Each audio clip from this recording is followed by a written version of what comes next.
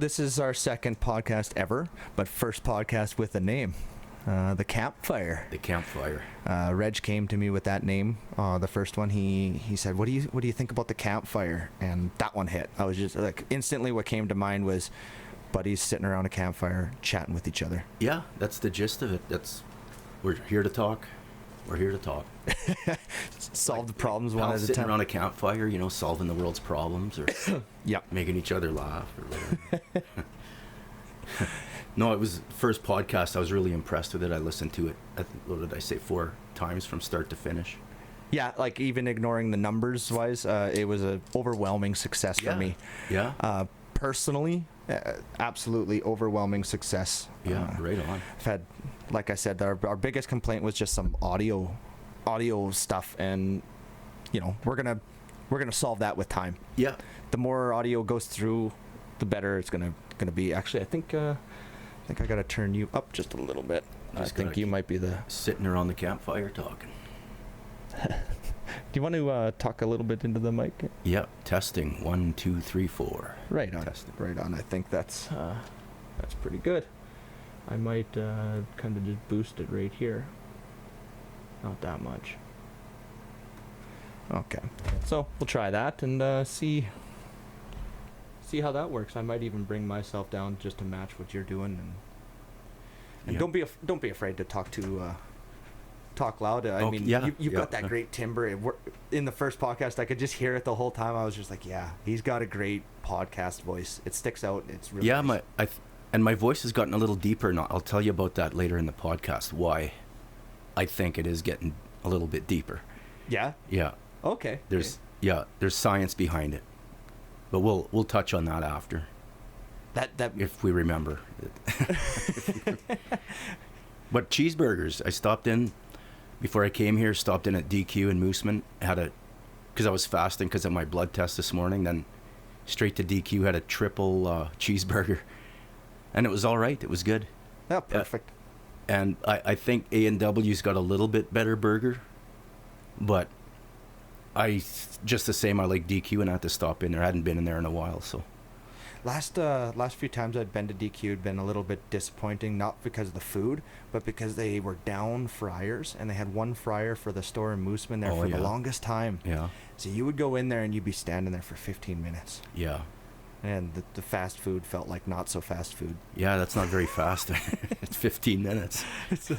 And that was like solid, like a good 15 minutes. So you felt every minute of it. You're just standing there like, geez, I had the place to myself this morning, so it was good. I didn't have to wait too long.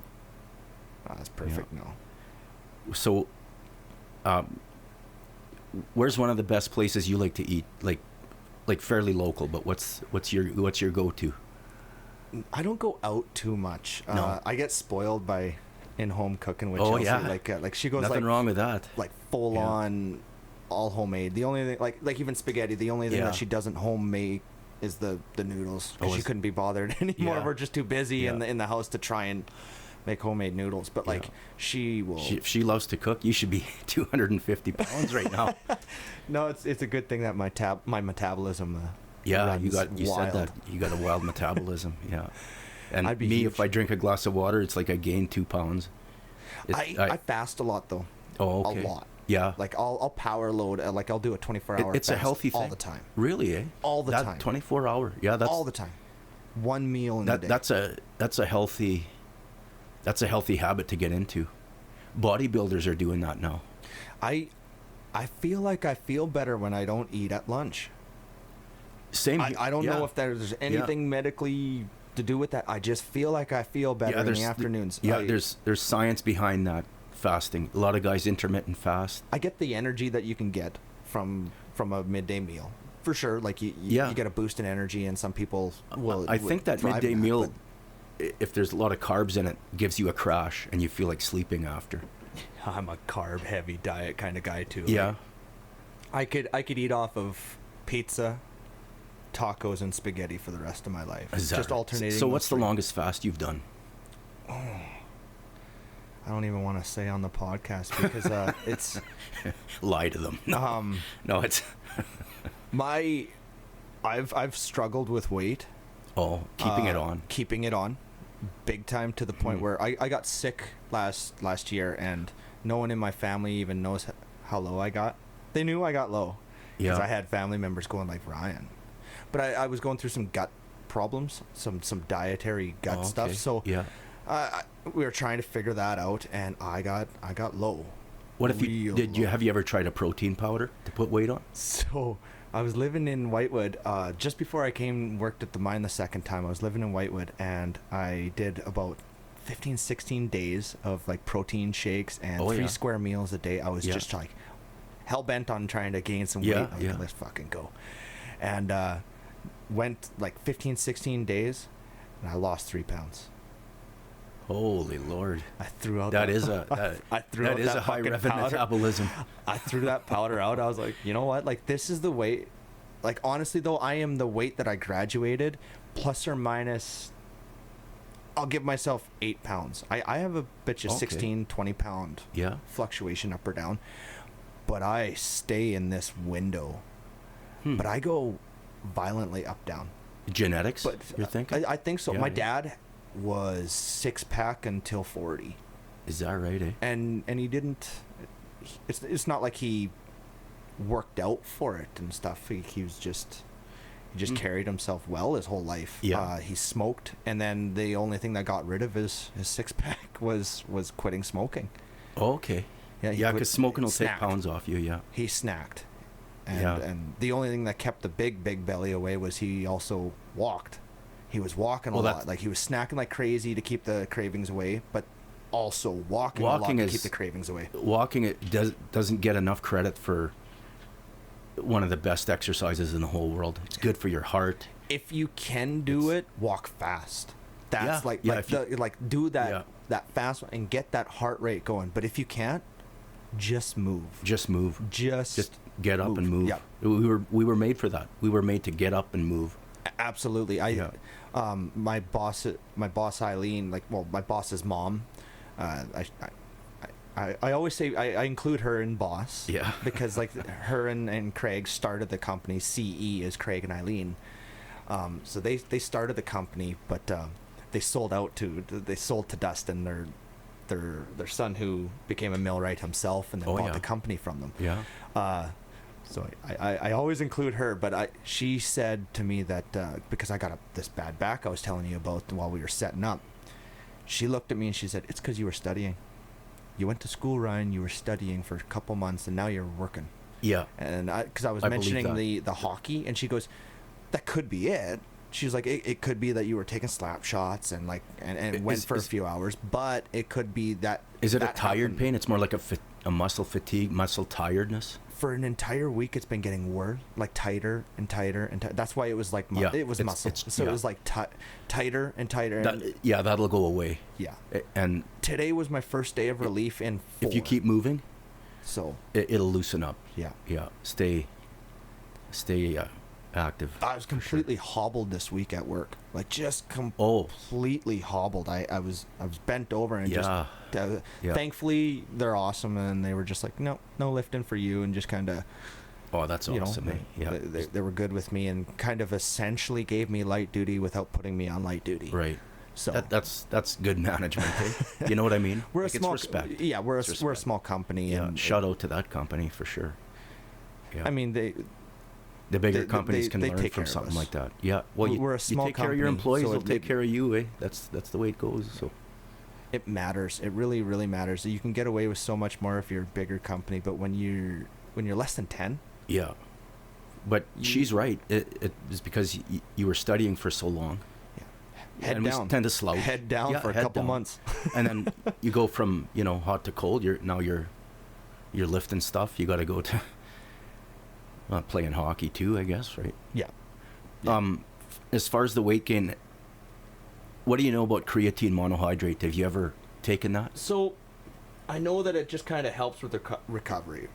It helps with recovery, and I'm a big believer that the majority of people 18 and over should be taking creatine monohydrate.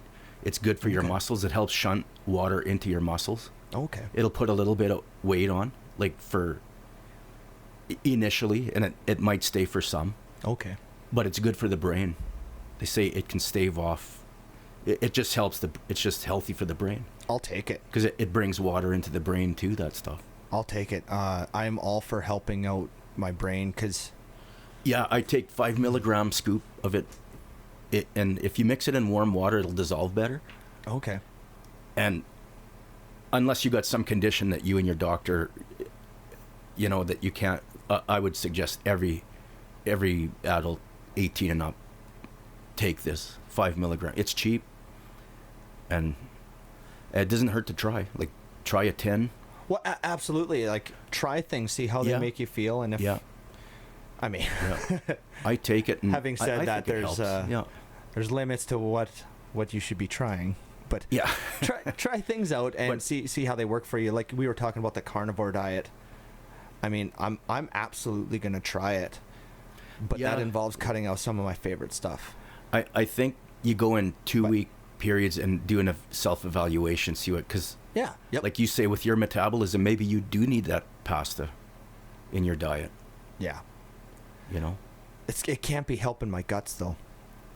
Yeah, it can't be helping. No. So 90% of diseases start in the gut. Yeah. So if you have a healthy gut, chances are you're gonna be a healthy guy. Like.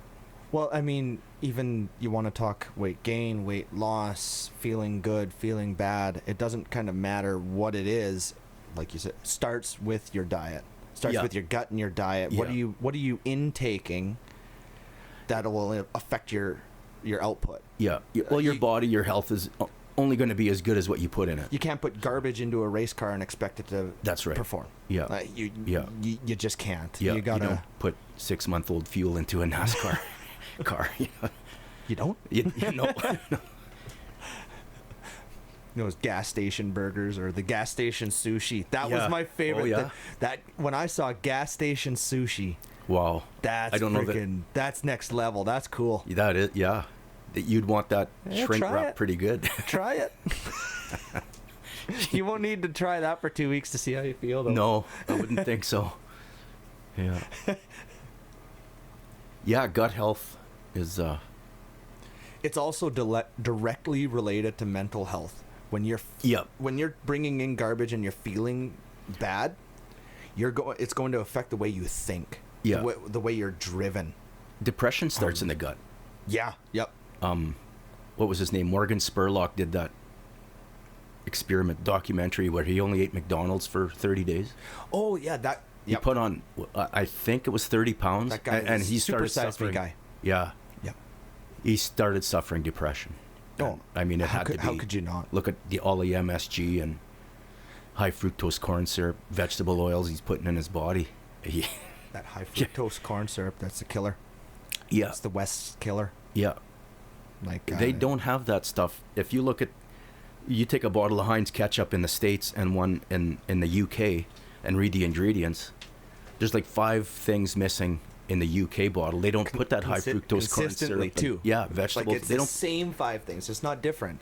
It's the same 5 things. And they don't put that garbage in there. They're not allowed to. But in the States, they want a sick population because the pharmaceuticals are making a lot of money off people's lack of well-being. Absolutely. Yep.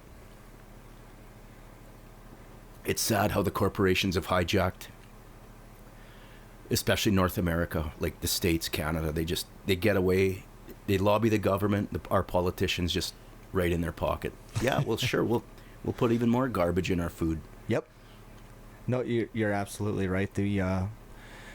I haven't in my lifetime, and I don't say this lightly, I haven't met a politician in Canadian politics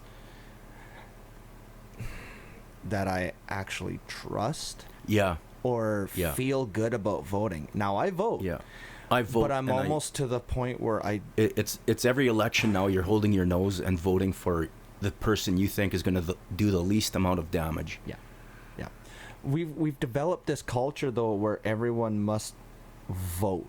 Everyone has to vote. And I'm pretty much to the point now, and it might be controversial, it might not be, but I don't want everyone to vote. Yeah.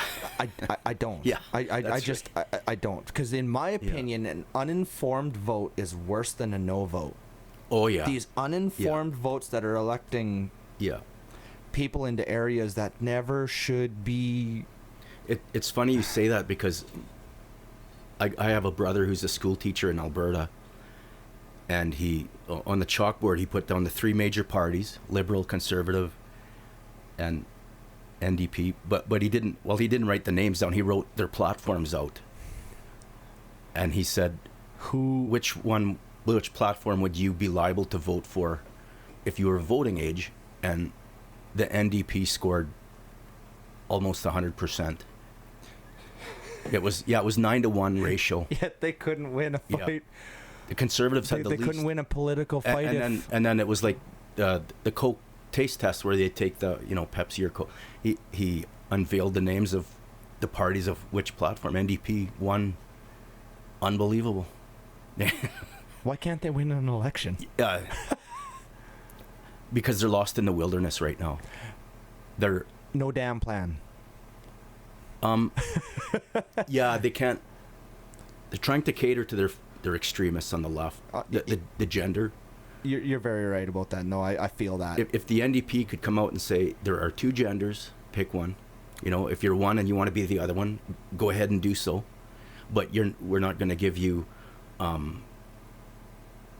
puberty blockers or hormones, or we're not going to be in favor of giving you able to get surgery till you're 18, if that's the route you want to go. But they don't have the guts to say that because that's their base. I think about some of the dumb shit that I did as a kid, and now I am not labeling transitioning as dumb shit. That's not my belief. No, but what I will say is there are things I thought I knew. There are things that I had processed as well, carefully processed as a kid, and I say kid not lightly, but a kid. Yeah. I had processed it carefully, and I thought that I knew what I felt, how I thought about a situation, and then I was wrong a year later. Yeah, and that's a good thing about. I changed my mind as quickly as I made it. And not enough people do that. It's good to keep an open mind. I used to think. My point being there though is that I'm not ready to make huge life-changing decisions. No, I'm not ready. No. Not at that age.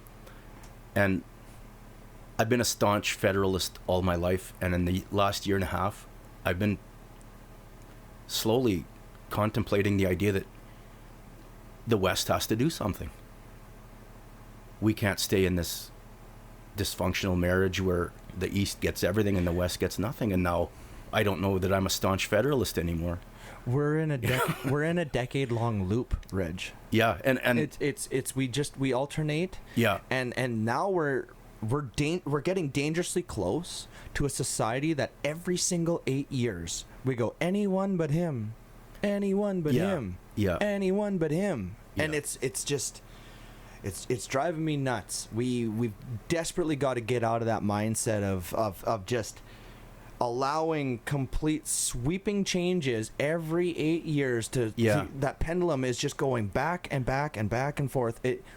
No real change is being done except for big time societal changes that are getting forced upon the government, and then they have to react.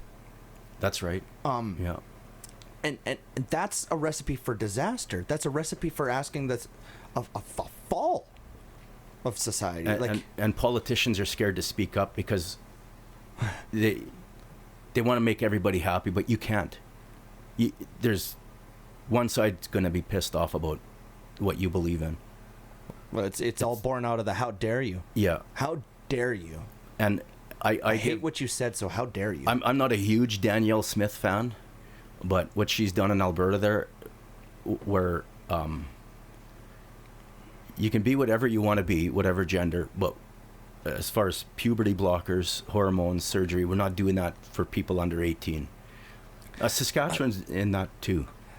Can we also have to figure out a way for everyone to do what they want to do or need or need to do, because in some cases it is a need, like mentally They need to make that change, but we need to figure out a way to do that without devaluing the two genders that have always been there. We can't devalue women at the cost of making someone feel better. If I have a son comes home from school, Dad, I'm a girl, wants to be a girl, feels like a girl, okay, be a girl. Why? But we're not. Why are we allowing? We're not going to perform surgery on you at 13. Yeah. You want to be a girl? You have at her, well, got no choice but to support it. I'm not going to kick you out or ostracize you. Be a girl. And when you're of age, if you think you want to go through all this, this surgery and whatnot, then I guess you got a decision to make. Yeah. I didn't know how I felt about this situation until I became a dad. Once I became a dad, that's when everything cleared it up. Actually, no. A little bit later than that. As my first daughter started to mature, that's when everything changed, because I started to realize, like, okay, I had these very real thoughts, cognizant thoughts. Like, I'd sit down and kind of analyze and think, like, what if she came to me and told me I don't want to be a girl anymore? I would like to be a guy's got to. And the way I thought about it was like, how could I ever think about getting angry or feeling any type of way towards my daughter for feeling uncomfortable? Yeah. Well, let's do what we need to do to make you feel comfortable inside your own skin. Same feelings I have where, like, my daughter comes to me and says, "Dad, I like women. I don't like men." How could I ever think of myself as a human being again if I held any sort of bad feelings towards her for finding love? Regardless of what they're feeling. Love is still love. Gotta love them. Yeah. And, like, you don't have to. You just do. You love them. They're your child. Yeah.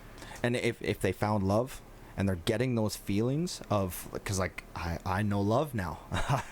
I'm married with kids. I know love now. I thought I did all this time, and every single time I encountered love, I kept relearning it. Yeah.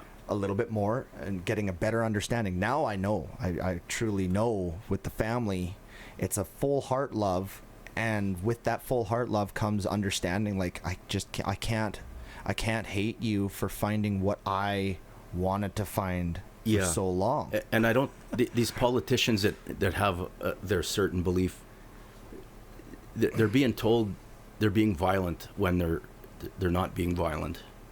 There's some activists in the trans community that if you don't agree with them, you're being violent towards them, and that's not the case. That's not No. It's like I said, though, we can't. There's no violence in what I think towards trans. We can't. I definitely would never mistreat or degrade anybody that's going through that. No. But I don't have to agree with a grown man. And he's a man, but he's dressed like a woman and wants to go into the girls' bathroom. I'm really glad you brought that up, because I've got a strong opinion towards that. Yeah, and I think it's different than yours. Yeah. So this is great that you brought it up, because, like, the way I think about it is, most of the world is laughing at us in that regard, because they've already fixed that issue. It was never an issue because a lot of the world, they don't have men and women's bathrooms. They have stalled, like, completely walled off stalls where you go in, no urinals, you go in and use the washroom, and you come out and you have a complete washing area. And I am so for that. Take away men's bathrooms, girls' bathrooms. We now no longer have a problem with that. Give me a complete cleaning area, that you have baby changing areas, that with little stalls, that you have privacy areas. You give me 10 sinks and a big ass mirror. Give me that, and let me wave to my daughter, and she closes a door, and it only has a toilet and some paper towel and a paper dispenser. Give me that.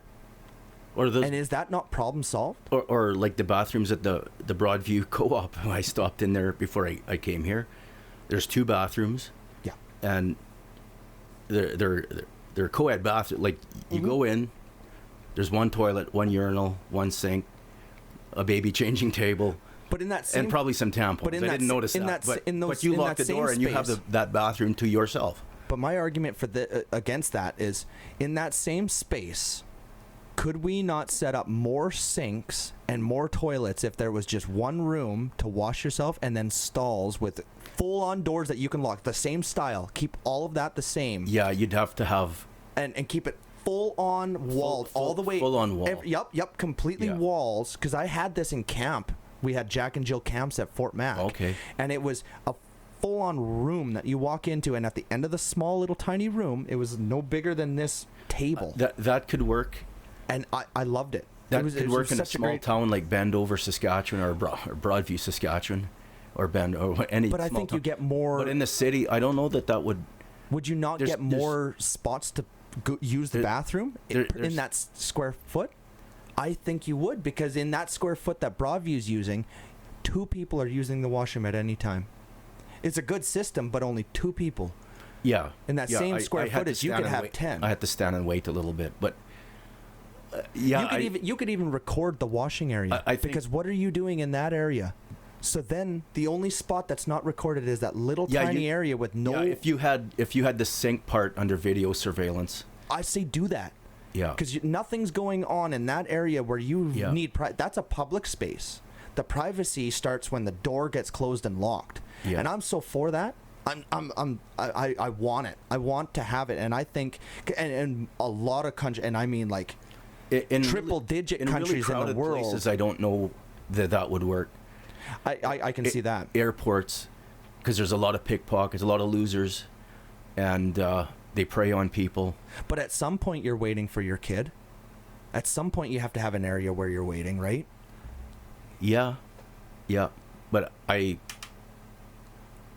would like my spot where I'm waiting to be as close to the... If I'm a parent, I'm waiting by the sink area. Yeah. For my child, but then somebody can construe that as I'm creeping, creeping, and I don't want that either. So just a creeping. But no, yeah, I totally get that, but I'm not saying I shouldn't say my argument, but my stance. I get solves it, but I think I get your point. It eliminates a lot of, not everything, but a lot of things, and put me right outside that. I can stand right by that door. I think we have. I'm okay with that. In North America, I think there's just too many pedophiles to get away with that idea. We're starting to open the door to bring in more pedophilia. Yeah. When we're talking about minor attracted individuals. Yeah. What the fuck is that term? I will always have a problem with this. What is going on? Well, we are going squirrely, Reg. Yeah, minor attracted, and these people are attracted individuals. That's not a thing. These people are on the left of the political spectrum. That's why the NDP can't make power. That's one of their issues. They can't. We can't make that a thing. We cannot make minor attracted individuals. No, that's correct. What are we like? What are we doing? Yeah. And there's multiple people now making the argument for this. Yeah, what are unreal. We doing? And I've watched too much Law and Order Special Victims Unit to even. Yeah. Isn't that a wonderful show? It is a show. I'm addicted to Law and Order. Oh man, I watched Olivia Benson's amazing, man. We watch it every night too on Netflix right now. We're going through the binge right now. It's a really good. Mariska Hargitay is unreal. She's a great actress. Yeah, she is. Love her. I'm drawing a blank on her parents, but they were also famous. Yeah, Jane Mansfield was her mom. That's it. Yeah, and I can't read. Beautiful. I wouldn't know who her dad was, but yeah, that's right. Who else? Ice-T. Yeah, I'm a fan of Ice-T now. From Fuck the Police to We the Police. Yeah, yeah. He salvaged some credibility there. That he came out with that album called Cop Killer. Yeah, Cop Killer. Yeah, I think all the cops wanted to kill him after that. He's awesome in it, though. Yeah, he is. Yeah, it was all born out of what was it? Law and Order Criminal Intent. Yeah. Law and Order CI. Yeah. Adam Beach was on there for, was it 1 year or 2 years? And I can't remember. Yeah, he was on there for a couple of years. Adam Beach. I'm trying to. I think it was SVU. Okay. Yep. And I wish he would have kept doing it. He's a great actor. I like Adam Beach. I liked that one actor from Criminal Intent. I can't remember. I'm drawing a blank on his name, but he's a wonderful, wonderful actor. He was Gomer Pyle in Full Metal Jacket as well. Yeah. Yeah. Vincent D'Onofrio? D'Onofrio. Yep. Vincent D'Onofrio. Wonderful actor. Although it's always funny. Like I liked the show. My parents always watched Criminal Intent, but it's a funny story that I like to tell, like Chelsea and friends of mine. Like my dad would be watching it, and what drove it, like he'd always watch, and Yeah. but what drove him nuts about Criminal Intent is that, like, after about 2 minutes of pressure, the criminal was always like, all right, I did it. Yeah. I can't take no more. I did it. And he's like, Yeah. this guy fucking killed 10 people, and Yeah. he's just like 2 minutes of questioning, and he's just like, all right, I did it. Yeah. Lock me away. He's like, it's not realistic. Have you checked out Law and Order Toronto? No. I watched the first episode, and yeah, it's gonna be a good one. And I missed the last It's one. new? I'm kicking myself. So it's yeah, new then? brand new. It come out. What the hell day was it? February 22nd, I think. Yeah, Law and Order Toronto. No kidding. Yeah. That's cool. And the lead detective there, or the main character detective, I don't know his name, but yeah, he's gonna be a good actor to watch. Oh, right on. Yeah. No, I have never. What was your favorite cop show of all time? Favorite cop show of all time? Show. I would have to say Law and Order Criminal Intent. Yeah. Just because that's what right now, that's the one that sticks out. Maybe not my favorite, but it's the one that was played the most at our house. Yeah.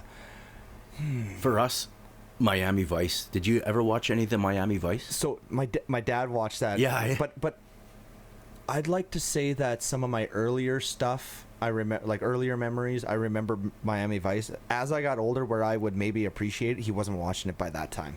Oh yeah. That's when we had kind of moved over to. Yeah. My mom dominated the remote because dad was away. So Yeah, dad would right. be away, and he'd come home, like work 6 weeks and come home for 10 okay. days, right? Yeah. Yeah. So he'd come home, and for those 10 days, he'd kind of like settle back into home life almost. Reclaim And the you remote. could see, yeah, he would Yeah. defer to mom a lot. Oh, okay. Just naturally, it would Yeah. just kind of like, you could tell that he was deferring to her because she was the one who was around. Yeah. So I kind of got used to that. Yeah. Women do a lot of work, eh? They do 80% of Especially raising us, I think. if you're away, I'd argue it's your duty to defer. You have a due Yeah, 'cause diligence to yeah, defer and you're- back, and you're not only right. defer but back up. Defer and back her Yeah, up. yeah. The more kids you have, the more important it gets. Yeah. There are things like even the 2 months that I spent away at school, I only came home the one time. So Oh, okay. I didn't see them. Yeah. So coming back home, there were dynamics that shifted a bit. Yeah. And I Yeah, had to I settle s- I right can back see in. I that. had to make a conscientious effort to Yeah. defer to her. You don't come in here and take ground that you've lost. No. you know? Or if you do, you give it a long, long while to slowly reclaim it back without letting the woman know that you're taking it. if I honestly, man, I'll be completely honest. If I lose any sort of, we'll call it ground in control in this house, I don't think I can get it back. I think any Yeah. bit that's lost to Chelsea will be then given to the girls. Yeah. One of the girls. I think once it's gone for me, it's gone. Yeah. Gone is gone for me. Oh well. Your presence here is probably more than welcome anyway. Yeah. No, women do a hell of a job raising it. You know, a single mom goes to work not because she's trying to accumulate things. She's doing it Never for her. to keep nurturing. Yeah, never keep- for her. Yeah. Yeah. To keep nurturing and to keep what she has, with her kids. So single mothers are heroes. Moms are next level because Yeah. And I think it's directly Single dads too. Single dads do one hell of a good job with kids. Yeah.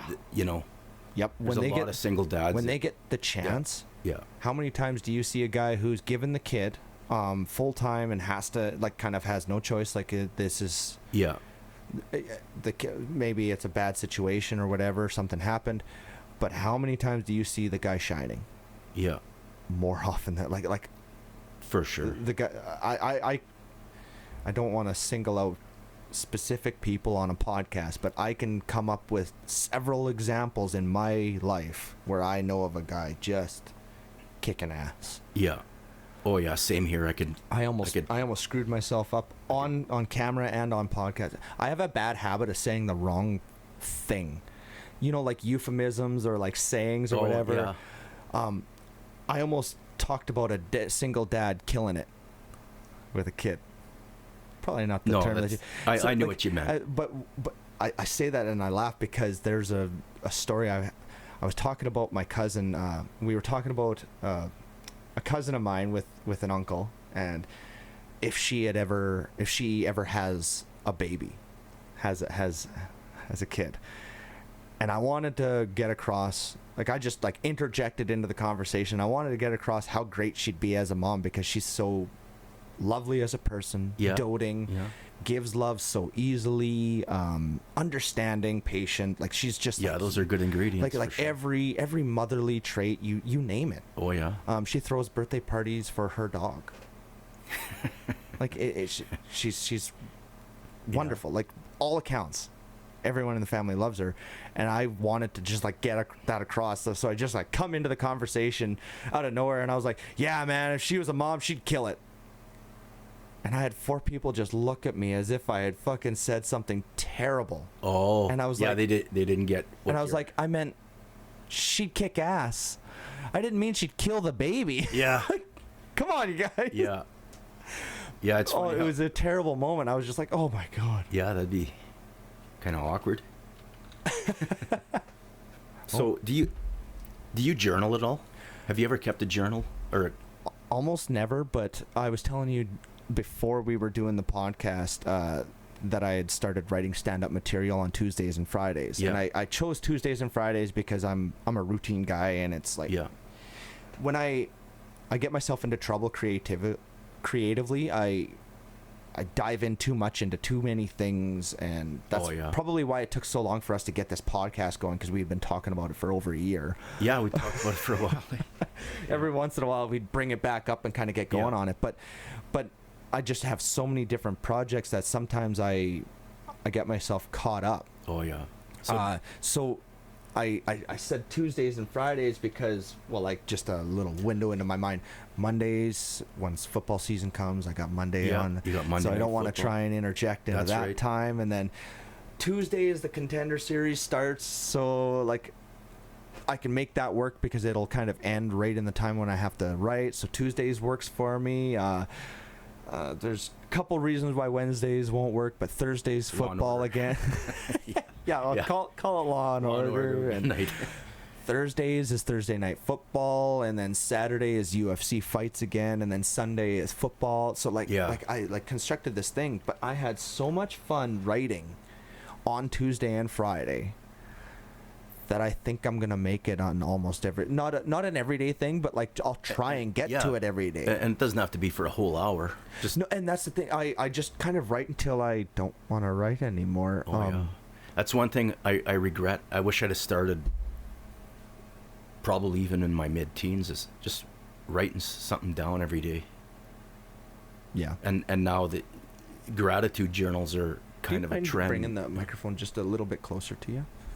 There we go. Yeah. Now everybody can hear my beautiful voice. It's becoming more popular. Gratitude journals are becoming more popular, and that's a good thing. I'll try that. I'm open to trying it. I haven't been keeping a gratitude journal, but I've been trying to think of one thing every day that I'm grateful for, and makes a difference. Yeah. Because a guy can get caught into that victim mentality if he's doesn't stay in this gratitude kind of frame of mind. It's not the same thing, but it's a little different. But my wife texted me something yesterday, and I'll just read you what she wrote, and it made me feel so kind of good. It's similar. She said, I seen a video of someone saying that they force themselves to be happy whenever their spouse comes home, and it sets such a good mood for both of them for the rest of the day. I'm going to try this, hon. Like even if you're not happy or not, like just the fact that she thought of that. Yeah. and she sent that to me like, hey, when you come home today, when I went home yesterday, I knew for a fact that I was going home to someone who was going to smile at me. I knew damn well because she let me know. And she was grateful for that. Yeah. Yeah. That's Boy, was that beautiful, simple and spot beautiful. on. That's spot on. Yeah. Even if you're not, and I'll tell you what, her saying that struck such a chord with me because I've noticed a change in myself in recent months because I was going through another depression. I try and be as aware of it as I can, but it's unreal how many I've seemed to have gone through in the last 5 years. But I've been kind of working towards myself, and I needed to make a change. I had a few people tell me, "This is it. You need to switch gears. Yeah, turn left when you're turning right here." And I think the timing of this podcast project was good timing. Yep. Because you said it really helped you. I know it. 100%. It has helped. It's felt so invigorating. Yeah. I don't want to say reinvigorating because I feel like I was already working, like really making steps and feeling good about myself throughout school and whatnot. Good. Yeah. But the biggest thing for me was like literally deciding to be happy every day. The same encounters, the same things that were happening to me that were piss me off. So was it the gratitude thing you were thinking of the odd time too? I think so. Yeah. I think so. Just trying to center myself back again and just being like, hey, this is such a fucking nothing problem. Yeah.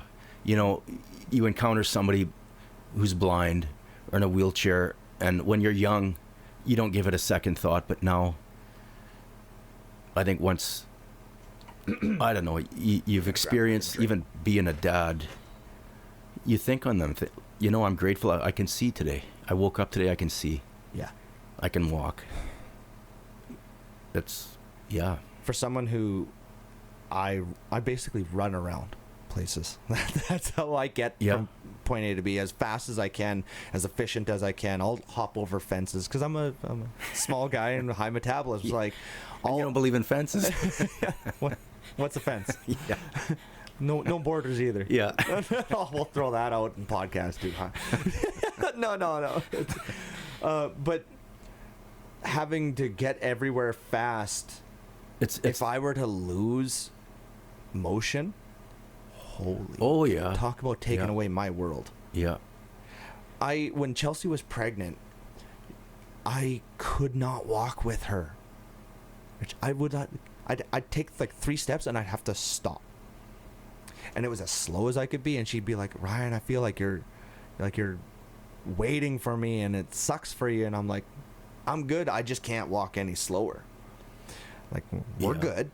I'm not impatient or anything. I can't do the sloth walk. I would have needed to let her pull you in a wagon. Radio flyer. I couldn't do that either. No. I wouldn't be able to be the one being pulled. I got to do the pulling. Yeah. I got to be working. Yeah. I don't want to sit in front of a train. I don't want to sit on the wagon and be pulled. Yeah. I can't do that. No. I hate, to that point, I hate showing someone how to do something and then watching them do it. You're wired kind of high strung a little bit. Yeah. Well, yeah. Maybe that's tied in with your high metabolism. Probably. It's probably what you're you got a high frequency vibration. Yeah, I'd say that. Maybe. We'll put it down to that anyway.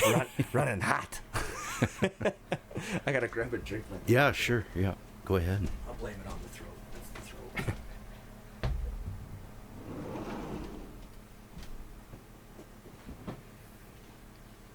And folks, this podcast is brought to you by Depends, because life can be shitty.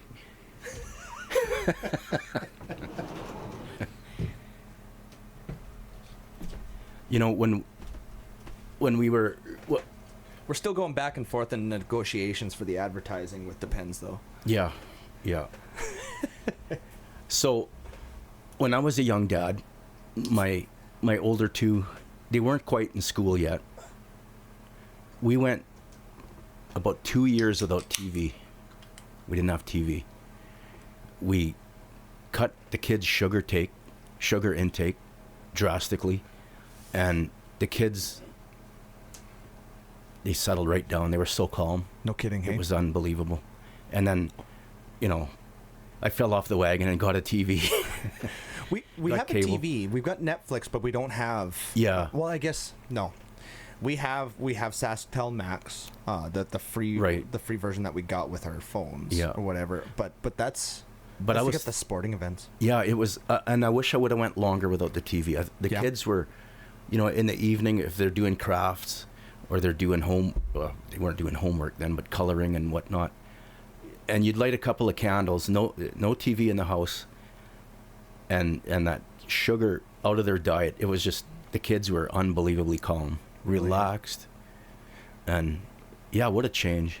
Reading is really settling Bella into a relaxing state. Yeah. Like just yesterday, I came home and I had to chuckle because I was just thinking to myself, I threw my phone down and I was just inhaling to yell at Bella to come downstairs and tell her, hey, I want you to read a book or two. I wanna see you read. Yeah. And as I'm about to yell out her name, Chelsea goes, yeah, and Bella's read 5 books today. And I went, what? She goes, yeah, when she got home, she was kind of annoying me in the kitchen. She pissed me off, so I told her she could read her books from school that she got from the library that day. And then she told her, you can read your sister's books too. Yeah. So she grabbed her sister's and she read 5 books. Reading is so good for kids. It develops their imagination, their mind's eye, right? Reading is They can learn to picture. everything. Yeah. Everything. It is. We got a library membership we go to. The library is just literally right across the alleyway from us. Nice, eh?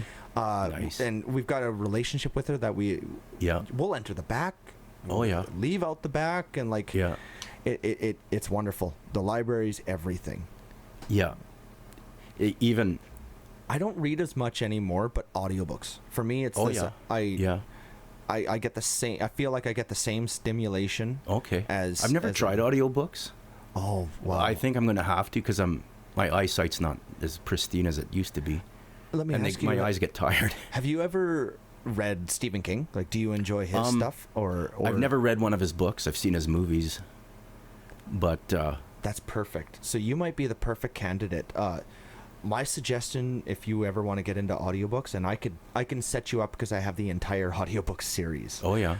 His Dark Tower series is his magnus opus, his big crowning achievement. He worked on it his entire life. Okay. He started when he was a young man. Yeah. And he went until, I want to say, like 2012 was the last book. Oh. Yeah. So he went until he was in his 50s, and it's just bar none, the greatest book series I've ever encountered. Wow. I've read it. I want to say I've read it once, twice. Not the whole thing twice. So I can't say twice, but most of it I've read twice, and I've listened to the audiobooks countless times now. Oh yeah. I keep going back to it every half year or so. Yeah. And I find something new. It's the combination of his writing, and then he gets the same actor to come back and read the books. And this actor creates characters and he creates voices. He's not just reading. He's doing the kind of creating voices for the characters. Yeah. There in this series particular, there are 2 voice actors. There's Frank Mueller and Dean Blandell. I can't remember that might be wrong, but the one guy had to take over because one of the actors had a severe motorcycle accident. Oh. And he could no longer perform the duties of voice acting. Oh, is that right? So they got this new guy in. So he almost reinvigorated the series because it was like new characters, like breathing new life into these characters. Yeah. And audiobooks, I listen to it while I'm working. I'm lucky enough that at my job, as long as we're not working with other people and doing stuff, that my boss lets me either wear an MP3 thing on my belt or I have one headphone in, and I just I listen to audiobooks the whole time. Okay. And I love it. I've read, there's probably 2 of Louis L'Amour's books I haven't read. Louis L'Amour, I've never read. Western. Western writer. Spaghetti Western, or is it just literary? Oh. A few of his books were made into movies, but okay. I spent my teenage years and my 20s and 30s and reading them.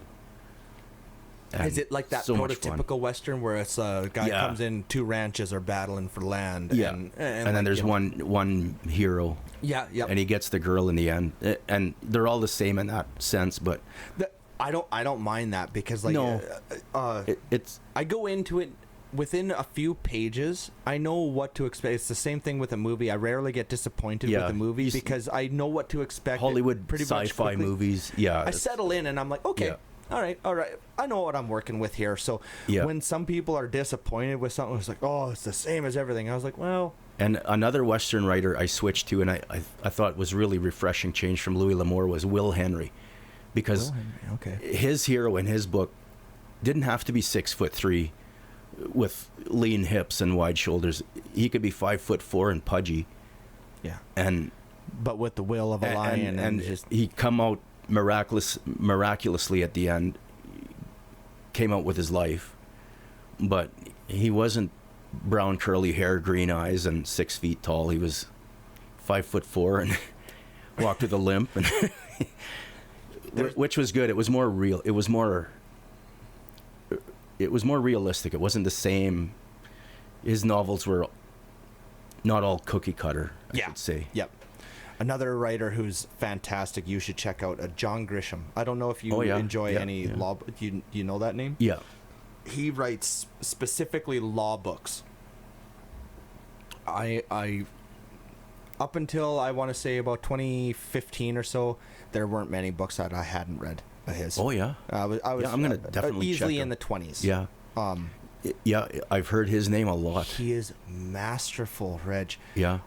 What I like about him is he can set the mood. Like, say we're talking about sexuality, sexual scene. I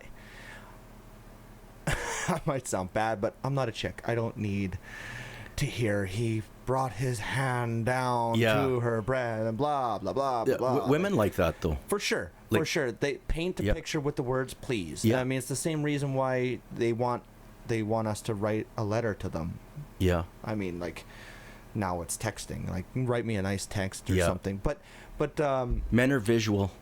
Women more like the. exactly. I don't need that. But he's an expert at painting a picture within 10 words, getting kind of the point across, and then kind of ending it and they spent the night together. Like he gives you the quick impression, and then he's on to the next thing. Yeah. He doesn't waste time with stuff that you feel like you don't need. And I feel like there's I won't even say there's a name that's coming to mind, but I won't say the name because I do like the writer, but it's a man, and when he comes to moments like that, he tries to become a woman writer. In that moment, and I see what he's trying to do, but it's not working for him. and I'm like, or not working for you, I guess. Yeah, I came into this book for fucking espionage.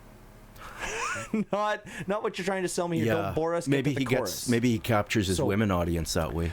Maybe, yeah. And then I'm speaking from a point where I don't even know what his real demographic is. He's probably got analytics that show like, there's a portion that this, and you're not losing any fans for including it. That's right. So if he's not losing on the one side, say my side, for lack of better term, You just he's need not losing. You just need a couple of pictures in there.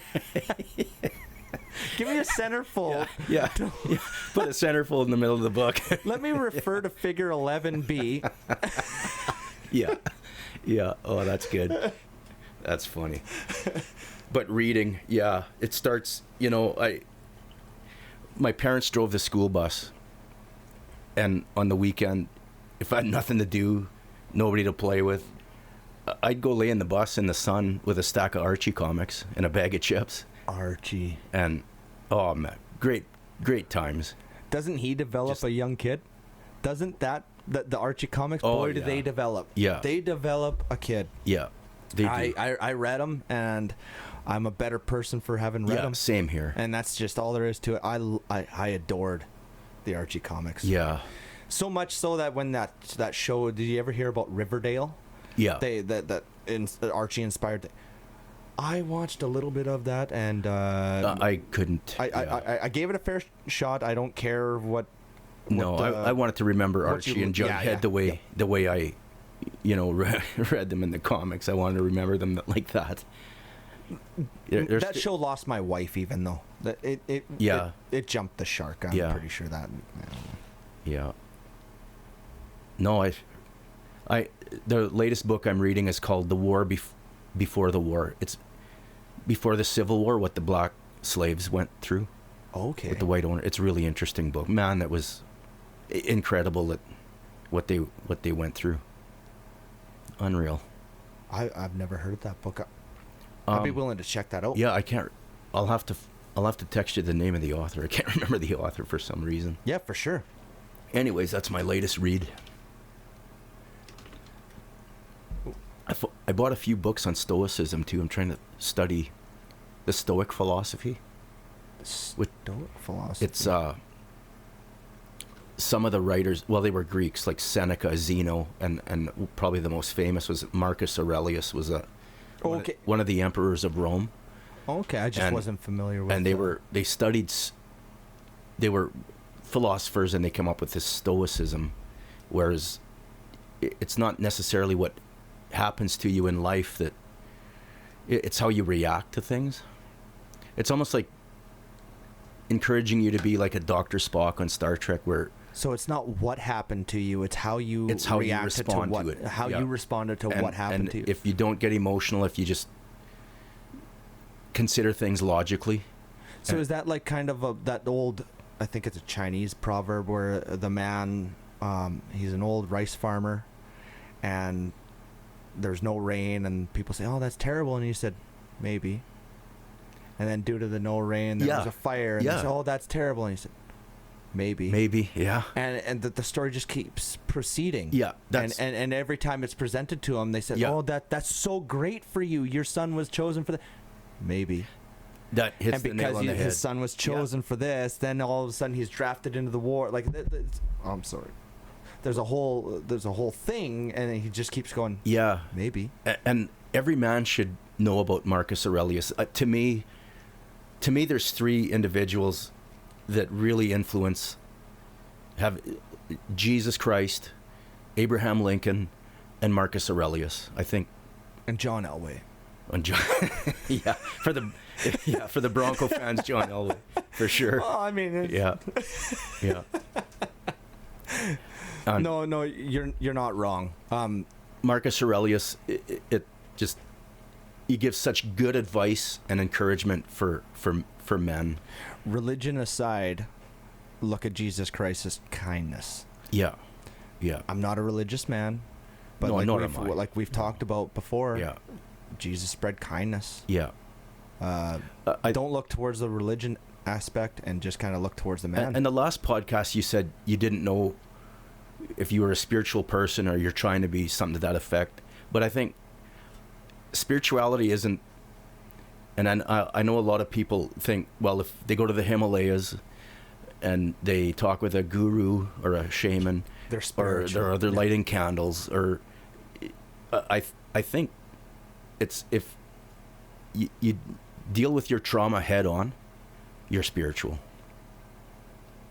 Yeah. Yeah. No, I think if you're dealing with the bullshit that life is throwing your way, and you're handling it like you're handling it.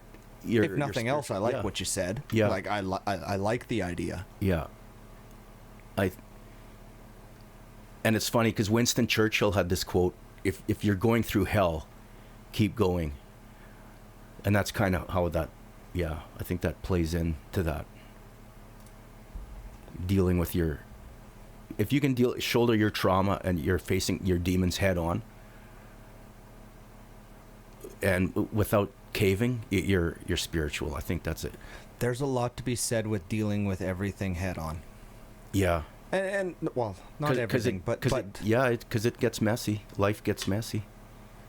But if you're dealing with it, and you keep putting one foot in front of the other, to me, that's pretty close definition to being spiritual.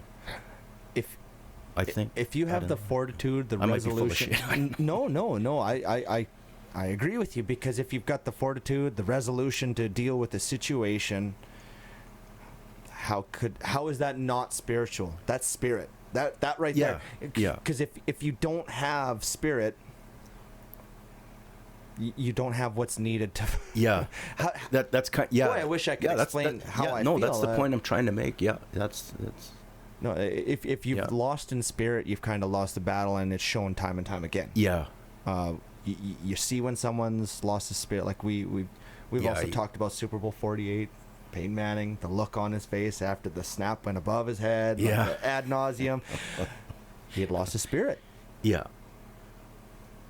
Like that's all there is to it. When you look at him on the Jumbotron, he lost his spirit. Yeah. That was a moment.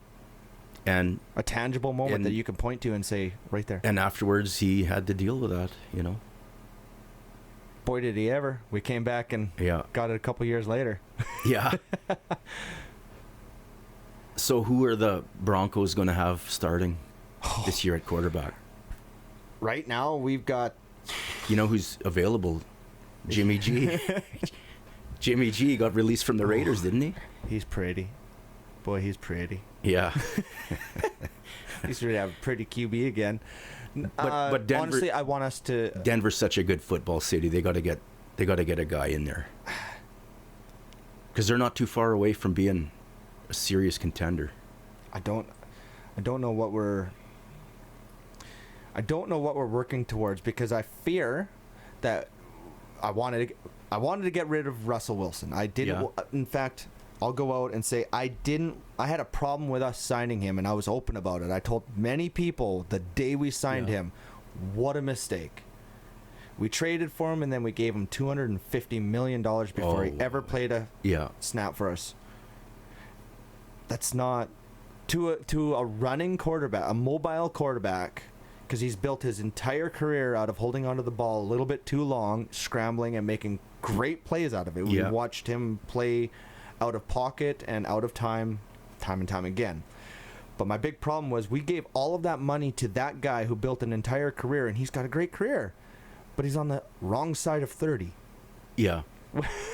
What happens is running people... They had a bit of a streak there. I thought they had her going to start, gelling him. That was helped out. That was helped out with a turnover margin that was unsustainable. Oh, okay. We were getting fumbles at literally a historic rate. I can't remember the numbers, but we were getting at a historic rate. Yeah. The amount of fumbles lost to gain. You can't sustain that, I guess. And like we were kind of being warned through the media, like, hey, they're winning a lot of games, but they are being buoyed by this turnover margin that is just insanity. Over an 8-week stretch.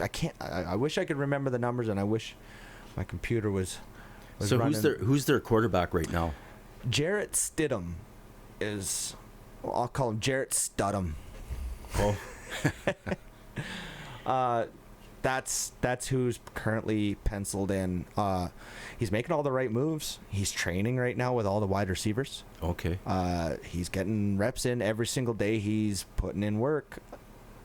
I don't think he's not going to be the starter this year. I don't think. No. I don't think week 1 we're going to see Jarrett Stidham. They'll bring in a free agent, you're thinking? I think we're going to draft. Oh.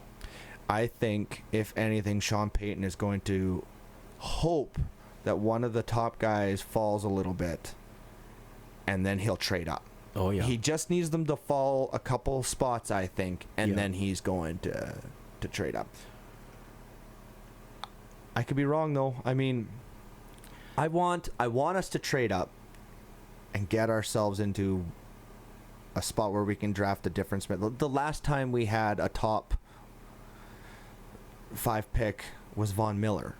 Oh, and it changed everything. Yeah. He was the catalyst. When you look back at what won us that Super Bowl, everything changed that day when we drafted him at number 2. Yeah. Right behind Cam. There's some guys that are just, oh man, I mean, they changed the whole dynamic throughout the whole organization.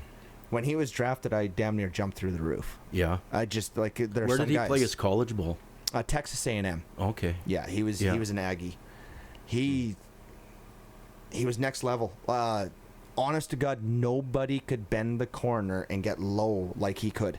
He attained such an angle going around a defensive end that if you were to try and keep your hands on him, you're going down to the ground in a face plant, because you can't get low enough with your hands extended and keep your balance. You now pushed yourself past the center of gravity. It was unreal. And the only reason why he could do that, amazing athleticism, was the acceleration that he was putting through the bend, almost like, you know, you curve a road and curve the track in NASCAR. Yeah. That same principle. He was putting so much acceleration that he was staying up while he was going through the bend.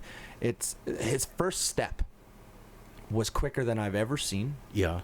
He used to be kind of like what Michael Vick was when his acceleration was.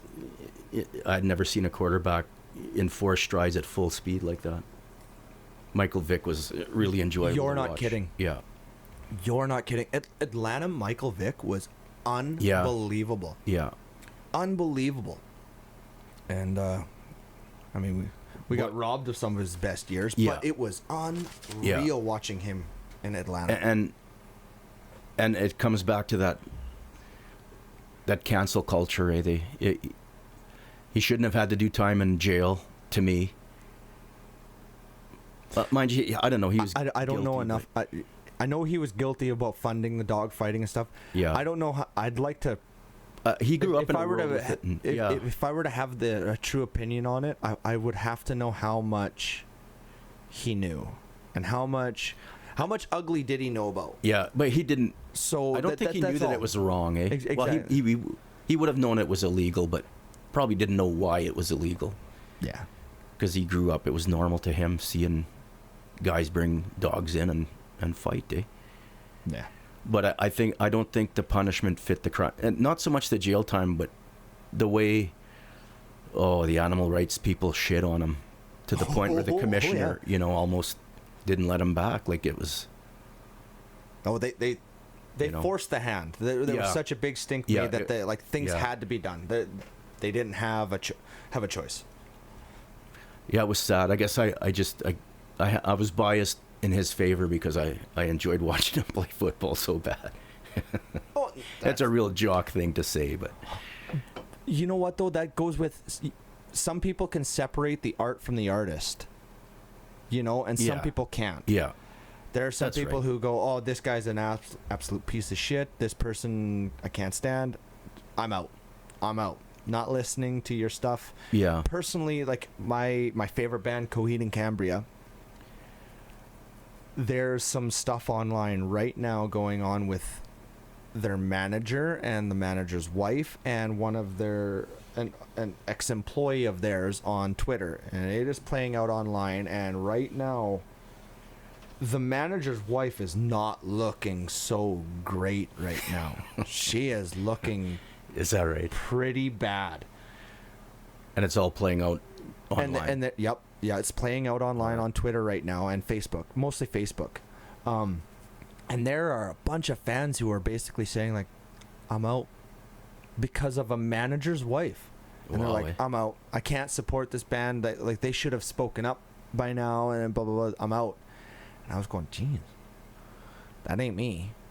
I can separate. Like even if it was the artist themselves, I can separate the art from the artist. Sometimes I can't. Like there was that one guy, I don't want to say the name of the band that I think it is, but this guy was a sexual abuser of children. Oh yeah. I'm out. That's when a guy's I'm out. Yeah. I'm not listening to a fucking second of your stuff. That's Sorry, right. Having said that, I draw a line, but for the most part, I can separate art from the artist. I think that's kind of important to do, because if you can't, I feel like you're almost saying like you don't have anything you need to work on, or skeletons. It's self-righteous Very yes. If I feel like cancel somebody out when you got your own demons, skeletons in the closet. Exactly. And it goes back to like when we were talking about Justin Bieber and how he grew up in the public eye. Yeah. I go back to like if I was watched while I was growing up, are you kidding?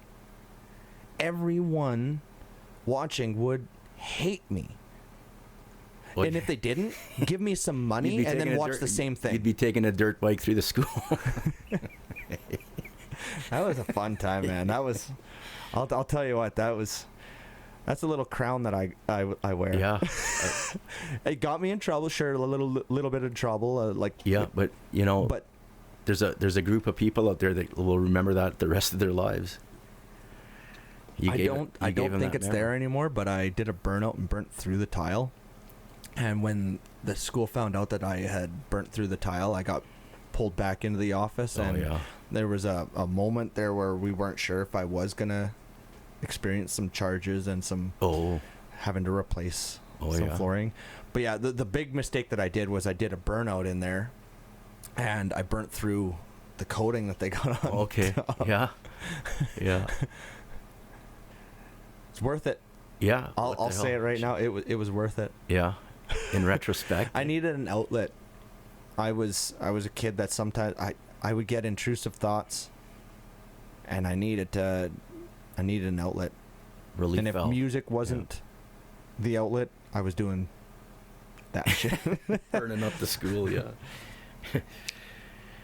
No, speaking of music, I wanted to ask you: do you ever get overwhelmed by music? Does it ever make you? Yeah, I was a big Guns N' Roses fan, and when one of their song comes on now, more often than not, I'll change the channel to a different music station. Is it because it takes you to a different place and memories make you, or is it just? I've just evolved. Yeah. It's and don't get me wrong, I like the hard rock, but maybe not as much now. Yeah. I listened to was it Night Ranger, Sister Christian. That song, Motorin. What's your gospel line? And don't get me wrong, I love the Guns N' Roses sound. It was, they had a really good sound. It was grabbing. Yeah, it grabbed. Yeah, me. It wasn't because the '80s was a decade of excess. It was smooth pavement, you know, limousines. But Guns N' Roses, the result of cocaine. But Guns N' Roses changed the music scene there, where they took that dirty side road, the gravel road. Everybody got dusty. You know, they weren't. There was a degree of glam, but not. I was just going to point that out. They took this dirty side road, but they were just pretty enough to do it. Yeah. Exactly. Without trying. Yeah.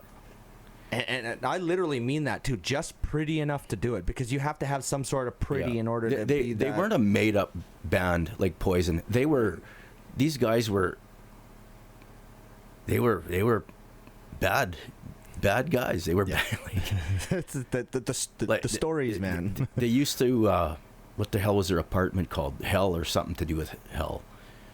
And they'd bring these hookers back, and while one of the band members was sleeping with this hooker, the other ones were going through her purse. I remember that story in was it Slash's book? Yeah. I think it was Slash's book. Yeah, the name of his book was not Duff's. It was Slash's book. It was Slash's that he tells that story. Yeah, the name of that book was. Just because it sounds unreal, it isn't, or something like to that effect. But, yeah, and you can't see a band like Poison or Aerosmith doing that, going through a hooker's purse and taking her cash. I could see Aerosmith, but only because Steven Tyler's debauchery knows no limits. Yeah. Not the other guys. Yeah, the 70s Aerosmith. Yeah, maybe after 85, maybe not. Probably for the best, though. Yeah. It's great to have that, but yeah. No, I asked you about that overwhelmed because I'm curious to know if it's the music that makes someone emotional, or if it's a memory tied to the music. Because sometimes it's both. Yeah. Sometimes it's both. Yeah. For me, it's usually the music, though. I don't necessarily have a memory, but sometimes a literal tone can make me emotional. Okay. Just one sound. Yeah.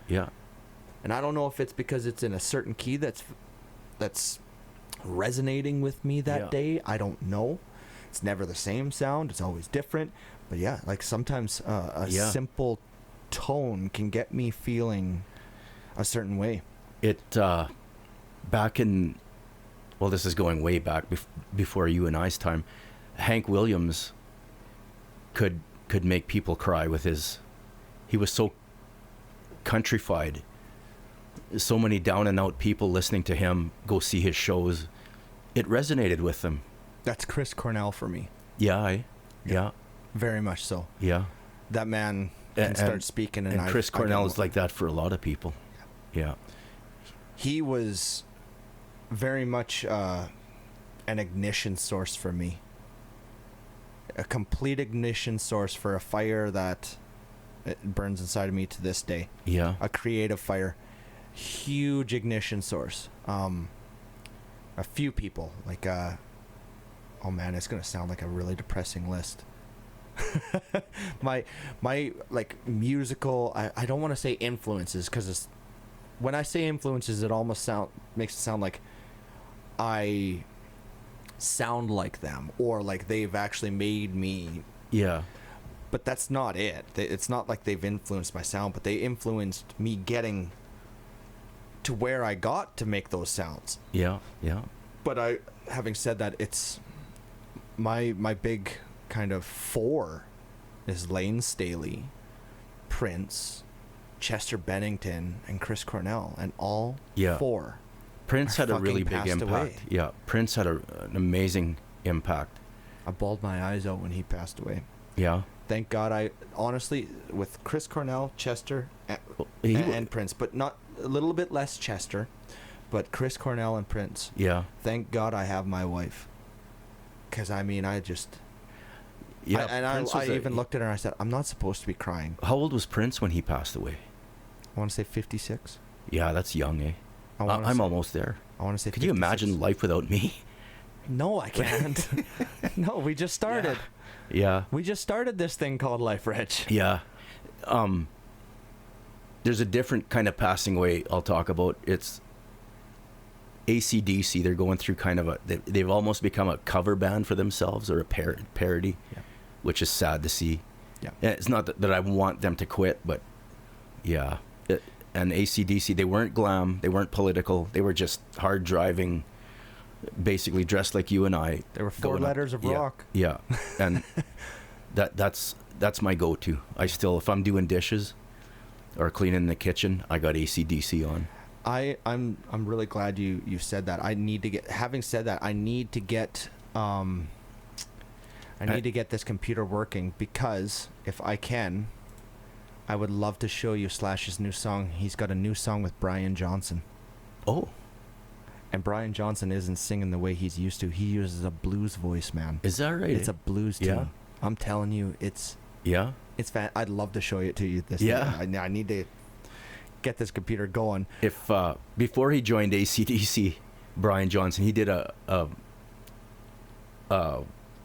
he sang for a Hoover vacuum commercial. You'll have to bring that up sometime on YouTube and watch it. Absolutely. Yeah. I will do that for sure. Yeah. I need to figure out the time zone for some reason for my internet. But there's one song by AC/DC that can tug at my heartstrings, is Ride On. Their slowest song, but it was, yeah. Bon Scott had this bit of blues to him that was just otherworldly. It was so cool. Yeah, and Angus Young played the blues guitar so good too. But that song, I don't know, it just... that's a song I have association with. You know, the party's died down, you're the last one there, or everybody's passed out and you're sitting on the couch, and that song comes on. You're just looking at all these passed out bodies around you. You just explained me. I don't party that often, but when I do, and I think it has to do with that metabolism type thing that we talked about. There are times when it's like 8 a.m. the next day, I still got music on, and people are waking up from the party the night before, and they're like, Ryan, shut her down. They just give me this look, and it's like, enough. That's enough. And I can't count the number of times I've started drinking. I feel like I'm just getting primed, and everyone in the party is going, it's 4 a.m. Let's go to bed. I know, guys." eh? And I'm like, and that's the sweet spot. no way. I was 4 like, a.m. are you Yeah. kidding? I was like, I'm just getting fucking primed. I regret it. I absolutely, and having said that, I bet you this happens much less than once a year. Much less. But when it does happen, it's a good one. Oh, I can remember going home one morning. The sun was up, partied all night. Dad wouldn't let me go to bed. He put me in the tractor. I had to cultivate all day. And tractor with no air conditioning. And talk about, I'll never ever forget that. It was pure suffering. My dad was big on kind of giving suffering that will build character, not true suffering, just hard work suffering. Yeah, So it's this the was best punishment. I was sitting in the tractor, dehydrated, Oh my! cultivated, trying to keep a straight line, dehydrated. What is a straight line at that point? Oh. I mean,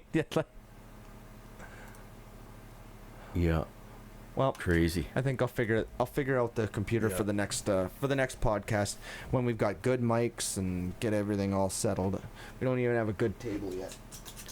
So, I came across an interesting fact about longevity here in the last week, that one of the strongest indicators of a person's life expectancy or longevity is grip strength. No kidding. Yeah. And I'm glad you said that, because because I've always been I should have told. died 2 years ago. Oh really? Yeah, I don't have the grip strength I should have. Oh really? I'm happy you said that, because I've been told by people, you got some You're fucking fingers on. yeah. I expect to live till 97. Good. yeah. It's. I mean, there could be a multitude of other factors that bring that number back down, but hey, I like where you're going with it. They say that's one of the strongest indicators of how long you're going to live is how good your grip strength is. Did you hear that some scientists are now of the belief that there is nothing within our body that actually would cause you to die? That our aging is some sort of disease that we just need to figure out? Yeah, I've heard that we can almost we should become be living to 136 years old is how long the oldest human should be living to, and we're not near that. Yeah. Yeah. That's incredible. 110, 112 it seems to be the absolute limit. Jeez. And yet, yeah. It's crazy how we think of that Yeah. as such a long time, but it's such a drop in the bucket. I think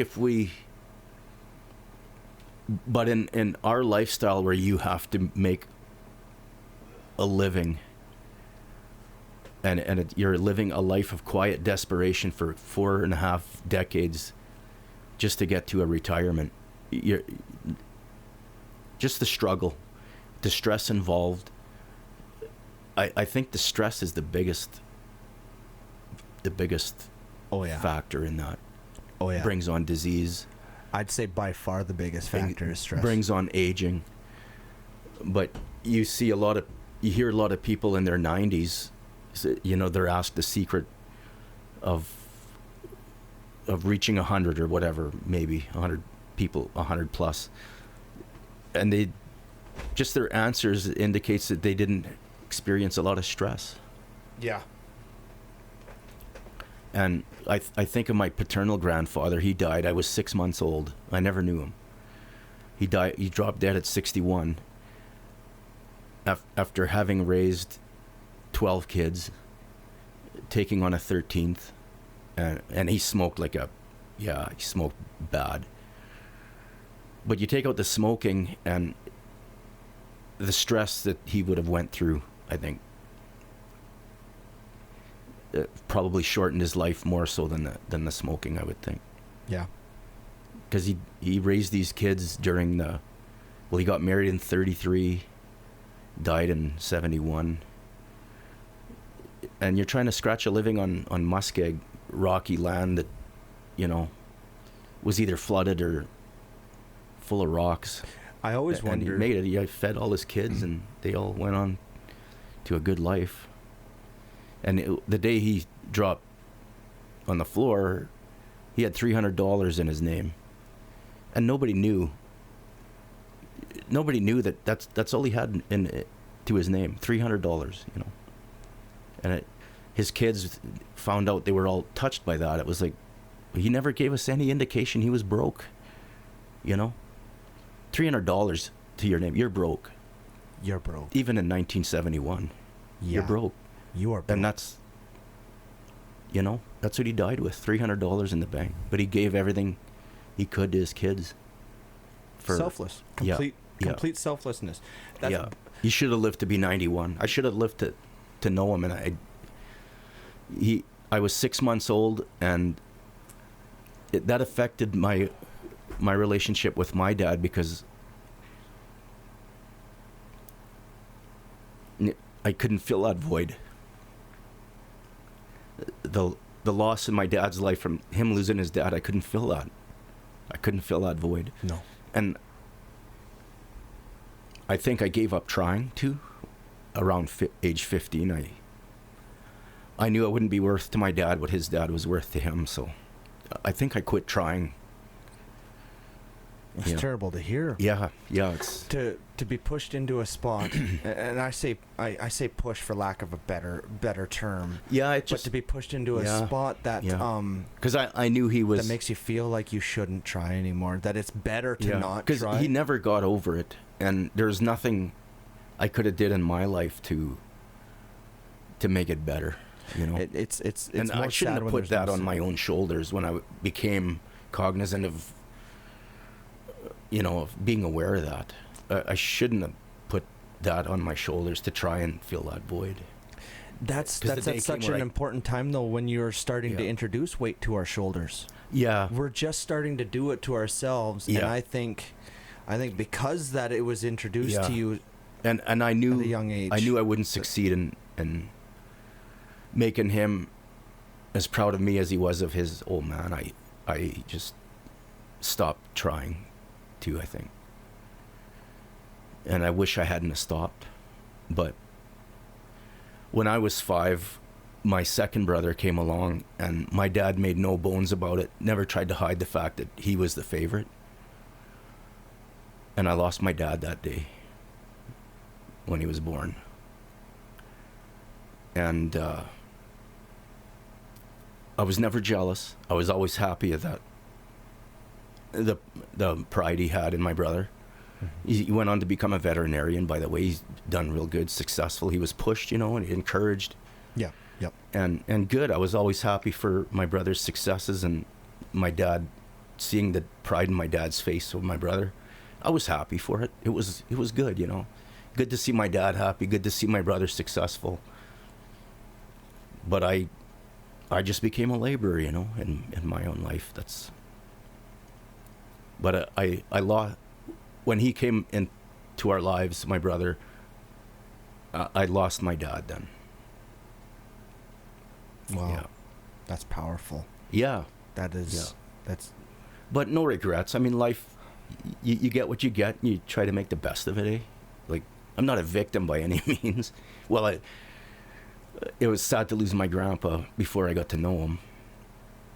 But, you know, there's a lot of people had a worse thing than I get worse cards dealt to them than I got. So that shows character, the way that you think, though.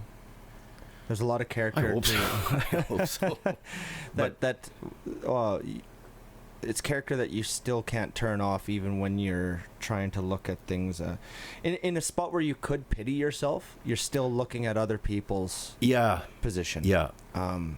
It's so easy to throw a little pity party for yourself when you go down that road, and I think you have struck a really healthy balance between finding a way to talk about something and not throwing yourself a pity party. Yeah. You're very honest. My 3 brothers all got university degrees. They went on, they're doing fantastic for themselves. I barely finished grade 12 because, you know, the chicks were too much of a distraction, and I didn't apply myself in school. But I've done well in my own right. You know, are you the oldest? Or yeah, the oldest of 4 boys. I figured. I kind of felt that. But I was starting. There's a lot to be placed on the oldest shoulders. Yeah. I got the belt a little more than they take. They take a lot of the burden.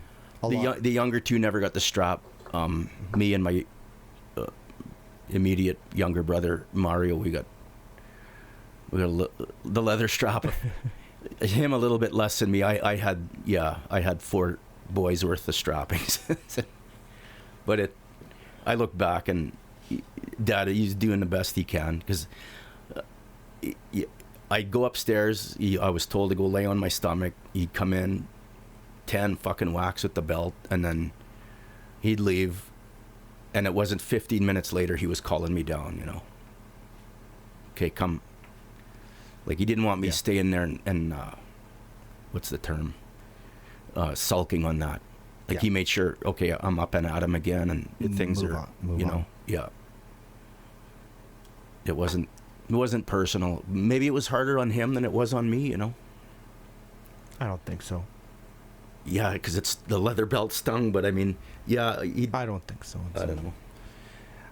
It's such an important time when you're developing your own thing. And I'm when I say developing, like, forget about puberty, forget about that. Like, you yourself, you're actively developing your own personality the way that you would like yourself to be. I could see the pride in my dad's face when I became a dad, when I started having kids, and seeing the joy they brought him. And it was kind of like making up for grandkids, lost time. the joy that they But I mean, bring. any idiot can make a baby, but it's, these little bundles of joy came from me, so that was good to see. Yeah. Yep. So it's all turned out all good in the end. Yeah. No, my kids kind of redeemed me a little bit there, so they're the great redeemers. They're great, yeah. They redeemed me a lot, actually. Yeah, they redeemed me a lot. Kids are the great redeemers. Yeah. Yeah. Even when you think about just your day, a kid can redeem your day. Oh. Yeah. Let's look at that level, like, just not on a life level. Yeah. And they've, when my kids before of school age, the greatest joy I ever had in my life is watching them play when they didn't know I was watching. Mm-hmm. And I miss those times. Yep. When you see them playing make believe, or there'd be a little cat fight, and then 5 minutes later they're laughing hysterically together. Make believe, watching their imaginations just unfold, and spying on them. They didn't know you're watching. That's the biggest joy of a man's life. When you can catch the moments between them that they think no one's watching. Yeah. That's the stuff. And the thing that gets me is, if I live another 10 years or 40 years, I'll never know a joy like that again. Yeah. Yeah. Boy, you hit the nail on the head. The memories, I got those memories. So, but yeah, to know that joy again, that'd be something. You're not kidding. To know that joy again. Because I think even when they have grandkids, and I've heard a lot of people say, "Oh, it's better the second time around when the kids have kids." I don't buy it. I'd like to just go back for a few moments to watch my little girls playing. I don't think, absolutely it'll be joyful to watch grandkids playing, but it's, to me, it's my favorite thing about that was when I'm watching, and like you said, you're sneaking up on them and you get to catch them. You're literally watching them figure out their personality. Yeah. Like, you're in real time, you're watching them figure it out. What do I like? What do I not like? I can't count the number of times I've seen my daughters do something and then quickly reverse action and go somewhere else, and it's like, oh, she picked up right then and there. I didn't enjoy that as much. And I can't think of specific instances, but it's all over the place, all over the map, all the time. Yeah. They're watching them develop right in front of your eyes, their personalities being developed, what kind of little people they're turning out to be. And it's not hard to do because they're so loud about it. Yeah. So you can. But they go through the gamut of emotions. Like they'll fight. They cry. One cries, and like I said, 5 minutes later, they're laughing hysterically. You know, they're learning empathy. I'm glad to know They're I'm not learning the only competition. one that it Yeah. sometimes feels like a Yeah. madhouse, an absolute madhouse Oh, yeah. in this house. Yeah. Yeah. My oldest one, I scolded her one time, sent her upstairs to her room. 2 minutes later, she came back down. Dad, there's an owl in my window. So up there. Sure enough, on the corner of the eaves trough, this big owl was standing there. And we started giggling and laughing, and this owl turned its head 180 degrees and looked at us, seen us, and flew away. And we started laughing, and yeah, she come back downstairs and everything. It was good. Yeah. No, that's the stuff. Yeah. Yeah, we were laughing about that the other day. Dad, remember that time you gave me shit and sent me upstairs and we seen that owl? Yeah. So I got a question for you. Yeah, shoot. Psilocybin. Magic mushrooms. Oh, yeah. You ever done them? Never. Never done them. Never done them. Me neither. No way. Never. The only- Next podcast. Let's No, I've never done them. The only thing I've ever done is THC and booze. Oh, That's, yeah. weed and booze. Yeah. That's it. I want to. I Yeah, want to try mushrooms. I tried marijuana 5 times.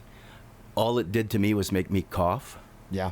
And yeah, it never stung me, so I didn't know why people do it. And yeah, just a booze hound, I guess. From 16 to 25 was a write-off. I don't think I remember those years. But no, never even smoked well, for 1 month I started smoking those old port cigars, but you don't inhale those. But that's something I didn't know that was a thing, hey? That you're not supposed to inhale every single time you pull on a cigar. That was not a thing I was told. I greened right out one time. Oh. It Yeah. turned me green. And I You was must puking. have been. Oh, Rider boy. Pride green. Big old cigar. Yeah. Sitting there with my buddies and buddy's dad, and he keeps laughing. Yeah. he keeps laughing the whole time we're smoking, and it was me and another guy. Holy shit, we didn't know. And honest to God, I didn't know what made me sick for the longest time. Oh. It was, I don't want to say recently, but kind of recently. Yeah. That I found out that a lot of times you're just bringing the flavor into your mouth and you're taking it in and absorbing it. That's how I did it. And then inhale it into my mouth, and then I like the smell of it though. And then a few years ago, I bought a pipe. My uncle was running a general store in St. Lazare, so I ordered a smoking pipe from him and did tobacco, and I just like the smell of it. Yeah. That was, yeah. I'm gonna do relaxing. shrooms here. Oh yeah. I'm going to soon. Yeah. I want an experience. Yeah, I hear a lot of 100%. people say, I haven't heard too many bad stories. I have them. Like I literally have the mushrooms already. I just haven't found the well, I got to drive home, so don't offer me any. like I said, I've had these for a couple weeks now, and I still am yet.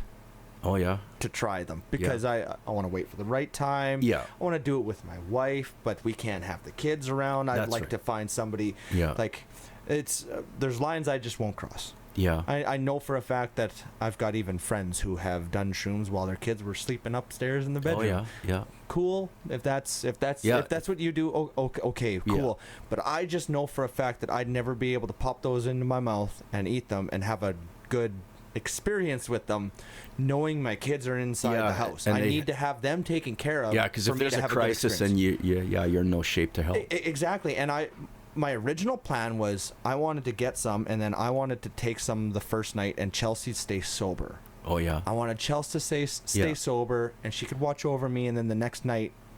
I think psychedelics is on the cusp of getting more popular. I'm desperate to experiment with them. Yeah. I literally, I'm at that point. I've never really thought about it. I want the experience. I've been told that if you take 3.5 to 4 or 5 grams and have that incredible psychedelic experience, that it can literally awaken you and just make you transform your life. Wow. I want that experience. I'll try anything once. I want I want to be able to. I've been told that it makes it, you can look at yourself. You can have a very in-depth look at yourself, less serious than you should be. Okay, because I'm always self-reflecting, but and that's exactly why I want that experience. Yeah, is because yeah. I've been told that if you are a self-reflective, self-aware person, Okay. it's the greatest thing for Really? someone who's like that. oh, that's gonna have to be put on my bucket list here then. You blossom. I've been told, like Wow. you quite literally, if you Yeah. are a self-aware, Yeah. self-evaluating, Yeah. and I very much think you are a self-evaluator. Yeah, I always trying to where figure you myself are. out. Yeah, I get that sense just through the conversations Yeah. we've had. Yeah. You don't have some of the conversations we've had if you're not that type of person, because Yeah. we've talked to people who aren't that way, Yeah. and the conversations don't get too deep. No. I like deep conversation. It's all right. Yeah. Yeah. Yeah. Even cigarettes. I've never touched cigarettes. And it's funny because our last bargaining at the mine, we had a staff rep come out of Winnipeg, big jack guy of African descent, and he was like African American. Played minor ball with the Pirates. I think it was Pittsburgh Pirates. He was our staff rep anyway, and we had a break from the caucusing. We went outside. He lights up a cigarette, and I said, "Why would a guy in your shape, like you're jacked, you Yeah. turn heads? Why would you smoke?" He said, "Yeah, I know, man. I'm trying to quit and this and that." And I said, and I was fucking with his head. I said, "You know what? You know what'll make you quit cold turkey?" He goes, "What?" I said, "You go to the nearest drugstore, buy yourself some Flintstone vitamins. You get on the Flintstone vitamins, your cravings will go away like right now. Get out of here." He said, "Fuck you," he said. And I kept a straight face. I said, "No, you take Flintstone vitamins, your smoking days are done." "I don't believe you." I said, "Fine. Whatever. Yeah, you believe what you want." I said what I said. I said, if you eat the purple Dinos first, it works quicker. I just wanted to... I don't know. Purple Dinos. I always picture this guy going to the drugstore buying kids Flintstone vitamins, and I don't know if you and ever... really thinking about it too. Yeah. Like, Well, actually, yeah, I seen him a few months later. He come to our union office, and I said, "Hey, how'd you make out with the Flintstone vitamins?" And he, "Get out of here. I never bought any Flintstone vitamins. You're full of shit." You know? What the hell? If even one person believes it, tries it, and the placebo effect, I've helped somebody quit smoking. hey, if what you said is enough to convince them, Yeah, and I was kind of... then what does it matter if it's true or not? I kind of wanted to find out if he'd do it, and then it'd get back to me, yeah, he fucking quit cold turkey. Yeah. Well, I helped somebody quit smoking with some bullshit. And they got fucking healthy. Yeah, he's getting his vitamins and minerals You can in. tell them you think you're impressed with that. You should see what Yeah. Centrum does. Yeah. Yeah. I put you on the Flintstone Yeah. diet. You should see Centrum. I wanted to get that story in because I thought it was funny. Oh, that's incredible. Yeah. Yeah. Oh, I gotta do that on somebody again. See if they do it. You've got that dry humor. You can keep a straight face. Yeah, I can. Where I someone's can. looking at you and they go, Yeah.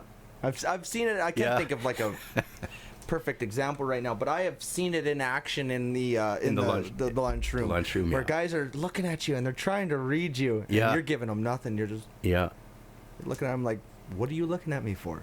Yeah. I've already given you what I was gonna give you. I'm philosophical and I'm full of shit. You don't know which one you're getting. That's the best combination. Yeah. Yeah. Yeah. The Flintstone vitamin story. Holy shit. Yeah, this guy he lifted weights, he's just, made for the beach, eh?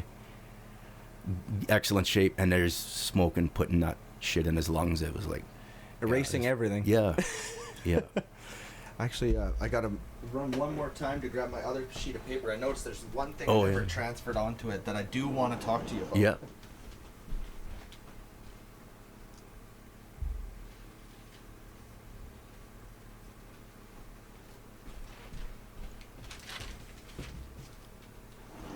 Yeah, the purple Dinos. Yeah, you should have seen the look he gave me. Like, And I kept it straight. Like, I kept a poker face, eh? You're And he good- you're didn't good know. at He it. didn't know what the hell, if he should believe me or not. But yeah, it's... No, you just telling that story, it got me thinking about the story that I wanted to relate to you, that I sometimes, I don't use notes or like the notepad or whatever on your Yeah. phone, but I sometimes text myself. Okay. Just yeah. I use that Yeah. as my notes. And I've got some texts. For the last year, I've been thinking about coming up with stand-up material. So I'll text myself stuff, but like we right. also talked about, I only just recently started actually writing it out. So I've got all these different texts to myself that says things like MJ's dad combined with Lyle crocodile. Whatever the fuck that means, I don't know. Are you sure you didn't try those mushrooms already? That's a full-on stand-up thing, that like a Oh, skit yeah. that I came up with in my head, Yeah. maybe 2, 3, 4 you- minutes. You never You think wrote I it could? down? Nope, never wrote it down. Driving in the vehicle, I texted myself, and You know- like I'll come up with like a legitimate 2, 3, 4 minute sketch. Yeah. Yeah, And try I those will- mushrooms. You'll pull that right out of your folder in your And I mind. got like yeah. riding bull power balls leads into bug slingshot. I don't know. It sounds deep, but I What know the fuck? what the hell that The last text that I sent myself: fancy cock contest. Oh, I thought it said cook. Cock. No, nope, that says cock. So I don't even know what that means. That was in January. And you were sober. So stone. I'll be talking with somebody and they'll say something, and I'll grab my phone and I'll text myself, Oh yeah. thinking, I'll remember You, what. yeah, something must have made you. Yeah, think of something. All the time. Yeah, some content Yeah. there. The last text I sent to myself: fancy cock contest. Holy gee. Boy, does that sound funny. I wish I could remember that. Yeah. If I could remember even a little inkling of that one. You try those psychedelics, it might come to you. Or the power riding bulls power balls. What the fuck was I thinking there? I don't know. Yeah. I think well, that one. Well, I'm you must kind have of, friends maybe that ride bulls. Yeah, I do. Yeah. I dream of riding. I'm going to ride one. Oh yeah. I've always dreamt of riding a bull. Just having said that, Yeah. I don't think I could be a great bull. Like, it's not that I've got something in my head where I think I could be great. I just want to check it off. I want to Yeah. ride a bull, and I've got, well, like one buddy in particular, Ronnie Delarue. He's a rodeo veteran. Okay. You name it, he's been involved with it. Just absolute stud when it comes to the rodeo. He's now kind of retired from doing the bull riding and all that stuff, and now he helps out with the rodeo. He Oh, keeps yeah, guys yeah. safe. He's Good. out there Yeah. keeping the bulls away from the riders. And Yeah. doing all that stuff. Fighting with the. Oh, I shouldn't say. Well, you fighting the gotta bulls, you gotta but- be you gotta have incredible athleticism and strength to be a rodeo. Yeah. Yeah, you know, a clown or whatever they could. Yeah. I don't mean clown in a Derogatory term, Yeah. but yeah. bullfighter, whatever you want to call yeah, it. Yeah. yeah.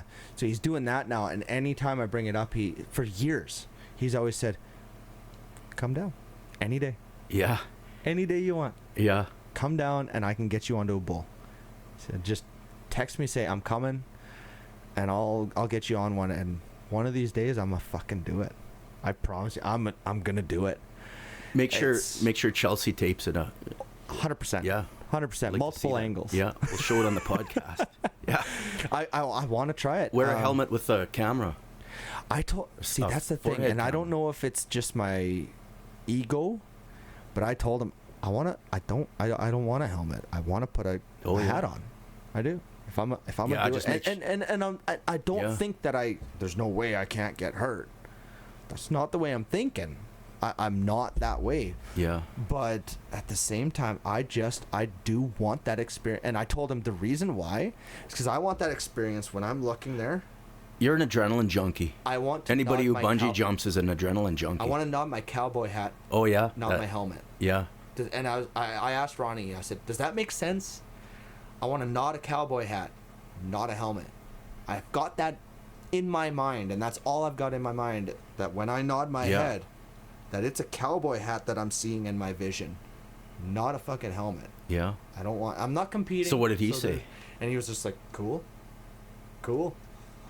He told me, you name it, we can make it happen. Oh, I'd have the world's biggest football helmet on my head. I gotta do it. Well, I'm not one to discourage anybody, but I've got to feel that power. 1,500 fucking pounds. 1,500 pounds, really? Yeah. I gotta feel that. I gotta encounter it. Yeah, that'd be a rush. Especially if you landed on your feet when you got off. Knowing that you experienced that power. Yep. That adrenaline rush and live to tell the tale. Yeah. I just want to be able to say, if somebody sees someone riding a bull, I want to pull out that old dad thing, because like I built houses for a little bit, and everyone says if you spent any time building houses, you will drive through a town and point to your kids, say, hey, see that house? Yeah. I built that. I do that. That's me. Yeah. See that house? Yeah, I drywalled that. Yeah. See that garage? Built it. But that's the same thing. I want to be able to kind of just offhandedly say to my girls, see that? I did that. But I've said, I'm now in a position where maybe I bring them out and they get to watch their dad ride a bull. Yeah. Watch dad. And I get to look at my daughters and I get to say, like, I'm scared shitless right now, girls. In fact, most of me doesn't want to do this. Most of me is telling me don't do it. That bull can really, really mess me up, and he doesn't want me on his back. Yeah. I would never do it myself, but there's value I think in showing those girls something like that and explaining to them, like, hey, I am scared right now, but I'm gonna do it. I think at the very least one of my daughters can take a lot of value in it. One of them in particular can really take a lot of value. Showing courage. Yeah. We've talked about talked about her in tubing and stuff already. Bella could really use. But long after you're gone, I might jump on a bull. They'd say, just for remember reason. that time Dad jumped on a bull's back? I might jump on a bull just for Bella. I'm just saying that as we're talking. I might do it just for her sake, because she could really. That could be a winning formula if she sees her dad jump on a bull. I was 38 before I rode a horse. Aren't they awesome? Yeah. Dad put me on one when I was 5, 6, just to sit on the back of a colt or whatever.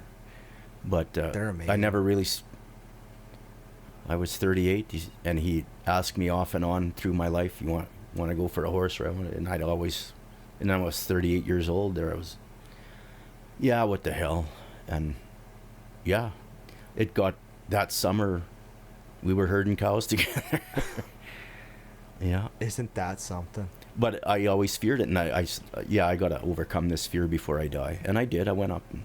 When you finally rode with your dad, did you find that there was any change whatsoever in the dynamic between you two? Yeah, I think an improvement there. He was trying, I think. And I get the sense you were both trying in your own way, just didn't quite know how to sync up. And I think I'm guilty of keeping him at arm's length.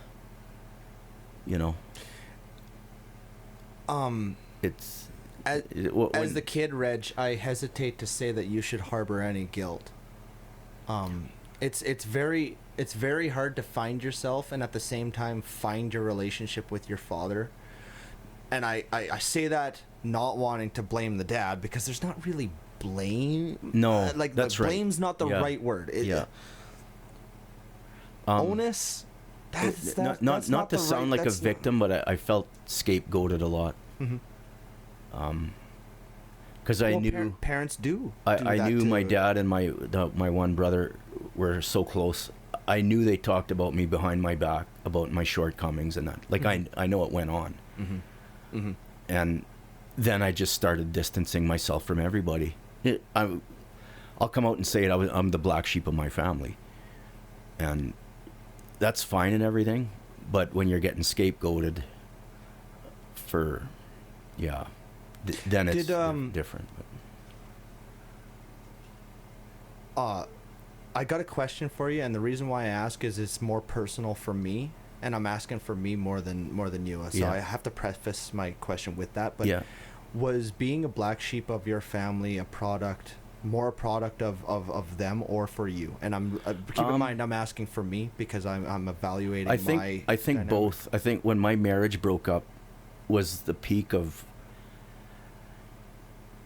You come from a Catholic family, you just didn't do that. You just didn't break your family unit.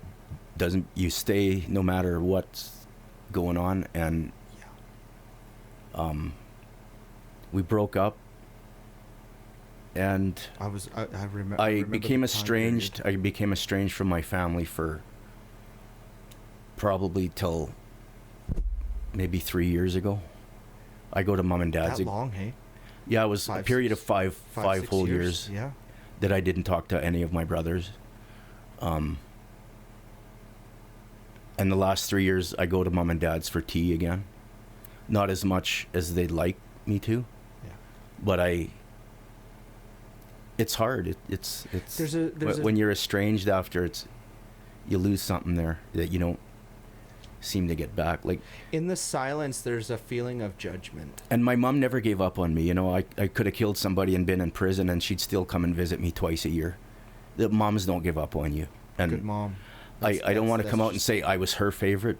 I suspect maybe in a way I was, only because I've been with her the longest. I was the oldest. She's seen my struggles, and I feel she had some compassion. I feel like there's such a similarity between both of us because, like you, I'm the oldest. Only have two, but I'm the oldest. Yeah. I will not say that I'm my mom's favorite because it's one boy, one girl, me and Jen. Okay. Yeah. So Jen and her have a completely different dynamic of a relationship that her and I won't ever dream of attaining. So it's not a favorite thing. But my mom and I have this relationship because I spent 4 years with her before Jen was around. Yeah. And I can actually remember, sometimes before Jen was around. So I'm a mama's boy just as much as my dad's my best friend. Like, it feels like you're a one or the other type thing, but I very much feel like I'm a both. Yeah. Like I'm just at that point where you could be concerned. Say, hey, get off the tit. Yeah. I'm just at that point where I'm not on it anymore. But I'm very attached still to my mom, and boy, let me tell you, our dynamic is very, very much the same because I could have done any.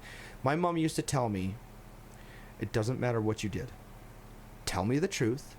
Yeah. And I'll go to bat for you. Yeah. And I took that quite literally.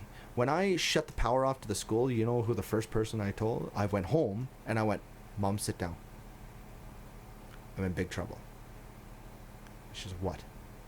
I turned the power off to the school, and now they're investigating me, and the fire department got called because the power got shut off, and it tripped the alarm system, and the police and the fire department were called, and like this is I was called into the office for a couple hours today, and they haven't even gotten in touch with you until they know what they're doing. So you're going to face some phone calls tomorrow. You are going to... How did they find out it was you? They didn't. Oh, they didn't? To this day? So they got to... There's a full great story with that. So is there people out there that know that you did it? Almost everyone. Oh. And nobody ratted you out? So what happened to it?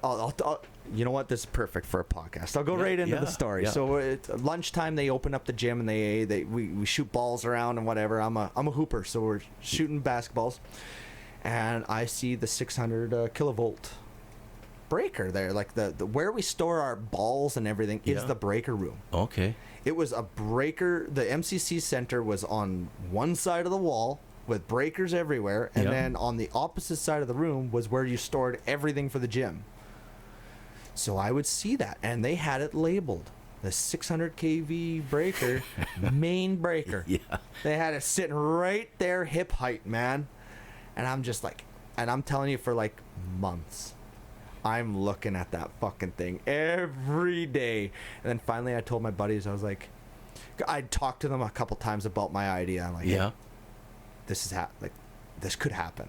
I've And- got this idea. Yeah. This Were they all could for happen. Oh yeah, they were. They're good buddies, eh? Oh Yeah. I love Have them your to death. back. They had my back. So, and there's about 5 of them. Like I don't want to say names because I don't want to leave Yeah. someone out. But I do want to say names at the same time. So like They know who like, they are. Yeah. They know who they are. The group. And so they know what's going on. And then one day I finally just say, "It's happening today. I've got the balls today." So I go into the gym. We shoot hoops over the gym over the lunch period, and then 5 minutes to go, right before homeroom, they close it all up. I go into that room and I just stay in there. I just stayed. Teachers close it all up. The lights go out. The cool thing about it is at that time there were 2 classes going on a cross-country skiing trip around Whitewood. They had all the skis out and they were going around in the trails. I didn't really think about that, so I turn that power off on the main breaker, and it was just like they do in the movies, man. You know that sound? That happens. That was the coolest thing. Like, I didn't know that had, at that point in time, I didn't know too much about power, and I pushed down on it, and it didn't go off for a second. I didn't realize, like, you had to, like a spring loaded. Yeah, so a big like snap, yeah. So I'm holding it, and I'm holding it, and all of a sudden it just goes boom, and it snaps down, power goes out, and I run out of that fucking gym. So the gym's on the back side, south side of the building, and you've got an exit that exits on the east side. So I ran out of that room. I met my cousin Brendan Ponsley. He was coming in from cross country skiing. He's the only person who can ID me. Oh, okay. And I say his name on podcast, so now it's out there. He is literally the only person who can connect me to that fucking crime. Because so he's an accessory now. Now he's an accessory. Yeah, You outed him. So I hear him as I'm running out. I hear, "What the fuck?" Because all the lights go out. I hear, "What the fuck?" And then he sees me running past him, and we make eye contact, and I'm laughing as I run past. And I just hear him say, as I run past, I hear him go, "Oh, that's fucking awesome." So I run out of the exit of the gym that's on the southeast side of the gym, and I run all the way to the north as fast as I can up the sidewalk to the north side of the gym, because I know there's a couple minutes before homeroom starts for the afternoon. Yeah. I run all the way in, and I run into our class, and I'm just sitting in class in the dark like everyone else. And I'm just, and some people know, but there was one kid who what made me, like, there were some people who knew what happened, but I was confident in the friend group. There was about 6 people who actually knew who it was, without a doubt, but I knew that they weren't going to fucking rat on me. There was one kid who found out from Brendan, because I think Brendan chatted just a couple to his little group, because he was 3 years younger. So I think he had his own group of friends that he chatted to, his own trusted 6. Yeah. And it got out to a person, and I won't say their name, but it does come out to one person who went to the principal's office and said, "Hey, I heard it's this person." Oh. So there was one kid in the whole school. Yeah. One kid turned me in. And I'll never forget the principal brought me in and said, we both know that it was, his words exactly were, "You and I both know who turned the power off. Don't we, Ryan?" And he just let that sit. He let it sit. So I waited for a second. I'm kind of panicking inside my head. You're thinking of an answer. Yeah. And I went, "You and I both know that you have a hard fucking time proving who pushed that breaker." And he went, "Do you think that's true?" I said, "Gonna dust for Prince?" I said, There's nothing you can. I'll never, ever, ever admit to doing something crazy like that. That is insanity. That's a good answer. I'll never admit to something like that. You will never, ever hear me admitting to something like that. That is insanity. And he should be on Law and Order. I never really denied it. All I said to him was, "You'll never hear me admit it." That's why it's the perfect answer. Not a denial, but not an admission. And See, I went home that day. Like he let me go. He said, "Go." He said, "I know for a fact you will be back in the office, and we're going to be talking about this some more. So go for now." But he let me know that the fire department was interested in speaking with me. The police department was interested in speaking with me. And did set they off their alarms? No. Oh, they didn't, eh? So they get in touch with my mom. But I go home and I tell mom all about it. And I said, "This is going on." And she goes, "Did you actually?" I said, "Yeah, I did." Yeah, that's... I turned the power off. That's golden, man. You tell your mom, she'll... I laid out the story, man. Because she'll lie for you if she has to. She got the fucking MLA to write into the school saying, "You'd better not fucking expel this boy. He is weeks away from graduation. You'd better not expel this boy." Ooh, I don't know how that's good backup. I looked at my mom and I said, "What do you have on Don Toth?" I said, literally, I was amazed. Yeah, yeah. "What do you have on Don Toth?" And she just said, "I don't have anything." She just said, "I just made some calls and did some conversing with some people." That's a good mom. And I was just like, holy... I was in the wrong, man. Yeah. I had an MLA go to bat for me and send in a letter to a school. And I was in the wrong. That's deadly. That was my grade 12. Don Toth was good. He helped me out there one time. That'll be for another podcast. Boy, do I got nothing but good things to say about him now. Yeah. I can't say anything bad about him after that letter. No, that's. I think that was one of the few honest politicians I think family values really tugs at his... Yeah, but just an honest man. You can't associate him with any scandal. No. And we should leave it on that note. And we'll come up with ideas for a third podcast. Today was real good because we're 2.5 hours. Yeah, we did another. We've done 5 hours. 5 hours of podcast now. So. No, I think I'm really, really happy. And next time we get together, I'll have. We got some plans that we didn't talk about on the podcast. Yeah, here, but some of the plans, getting another computer set up and watching videos and. No, I appreciate highlighting. You're the techie. I know nothing about this stuff. I plug everything into the wrong place. But no, excellent work. Excellent work. I'm so happy that this is going on. I'm so happy that you're willing to do this with me because, like I said, this feels like therapy to me. Oh yeah, I feel it's fun. It's fun to do. Better when we're done this. Yeah, it carries me through. It's very quickly becoming a favorite thing of mine. Yeah, same here. I was looking forward to it. People were asking me, "When's the next podcast?" I said, 15th. I hope with this video recording and stuff, I hope it goes all good and whatnot. Yeah. And I hope I can edit it all really quickly. I'm gonna be good. With my bad back this weekend, I don't have any real plans, so I'm pretty sure I'm just gonna set up. Yeah, we got some fans out there waiting. So.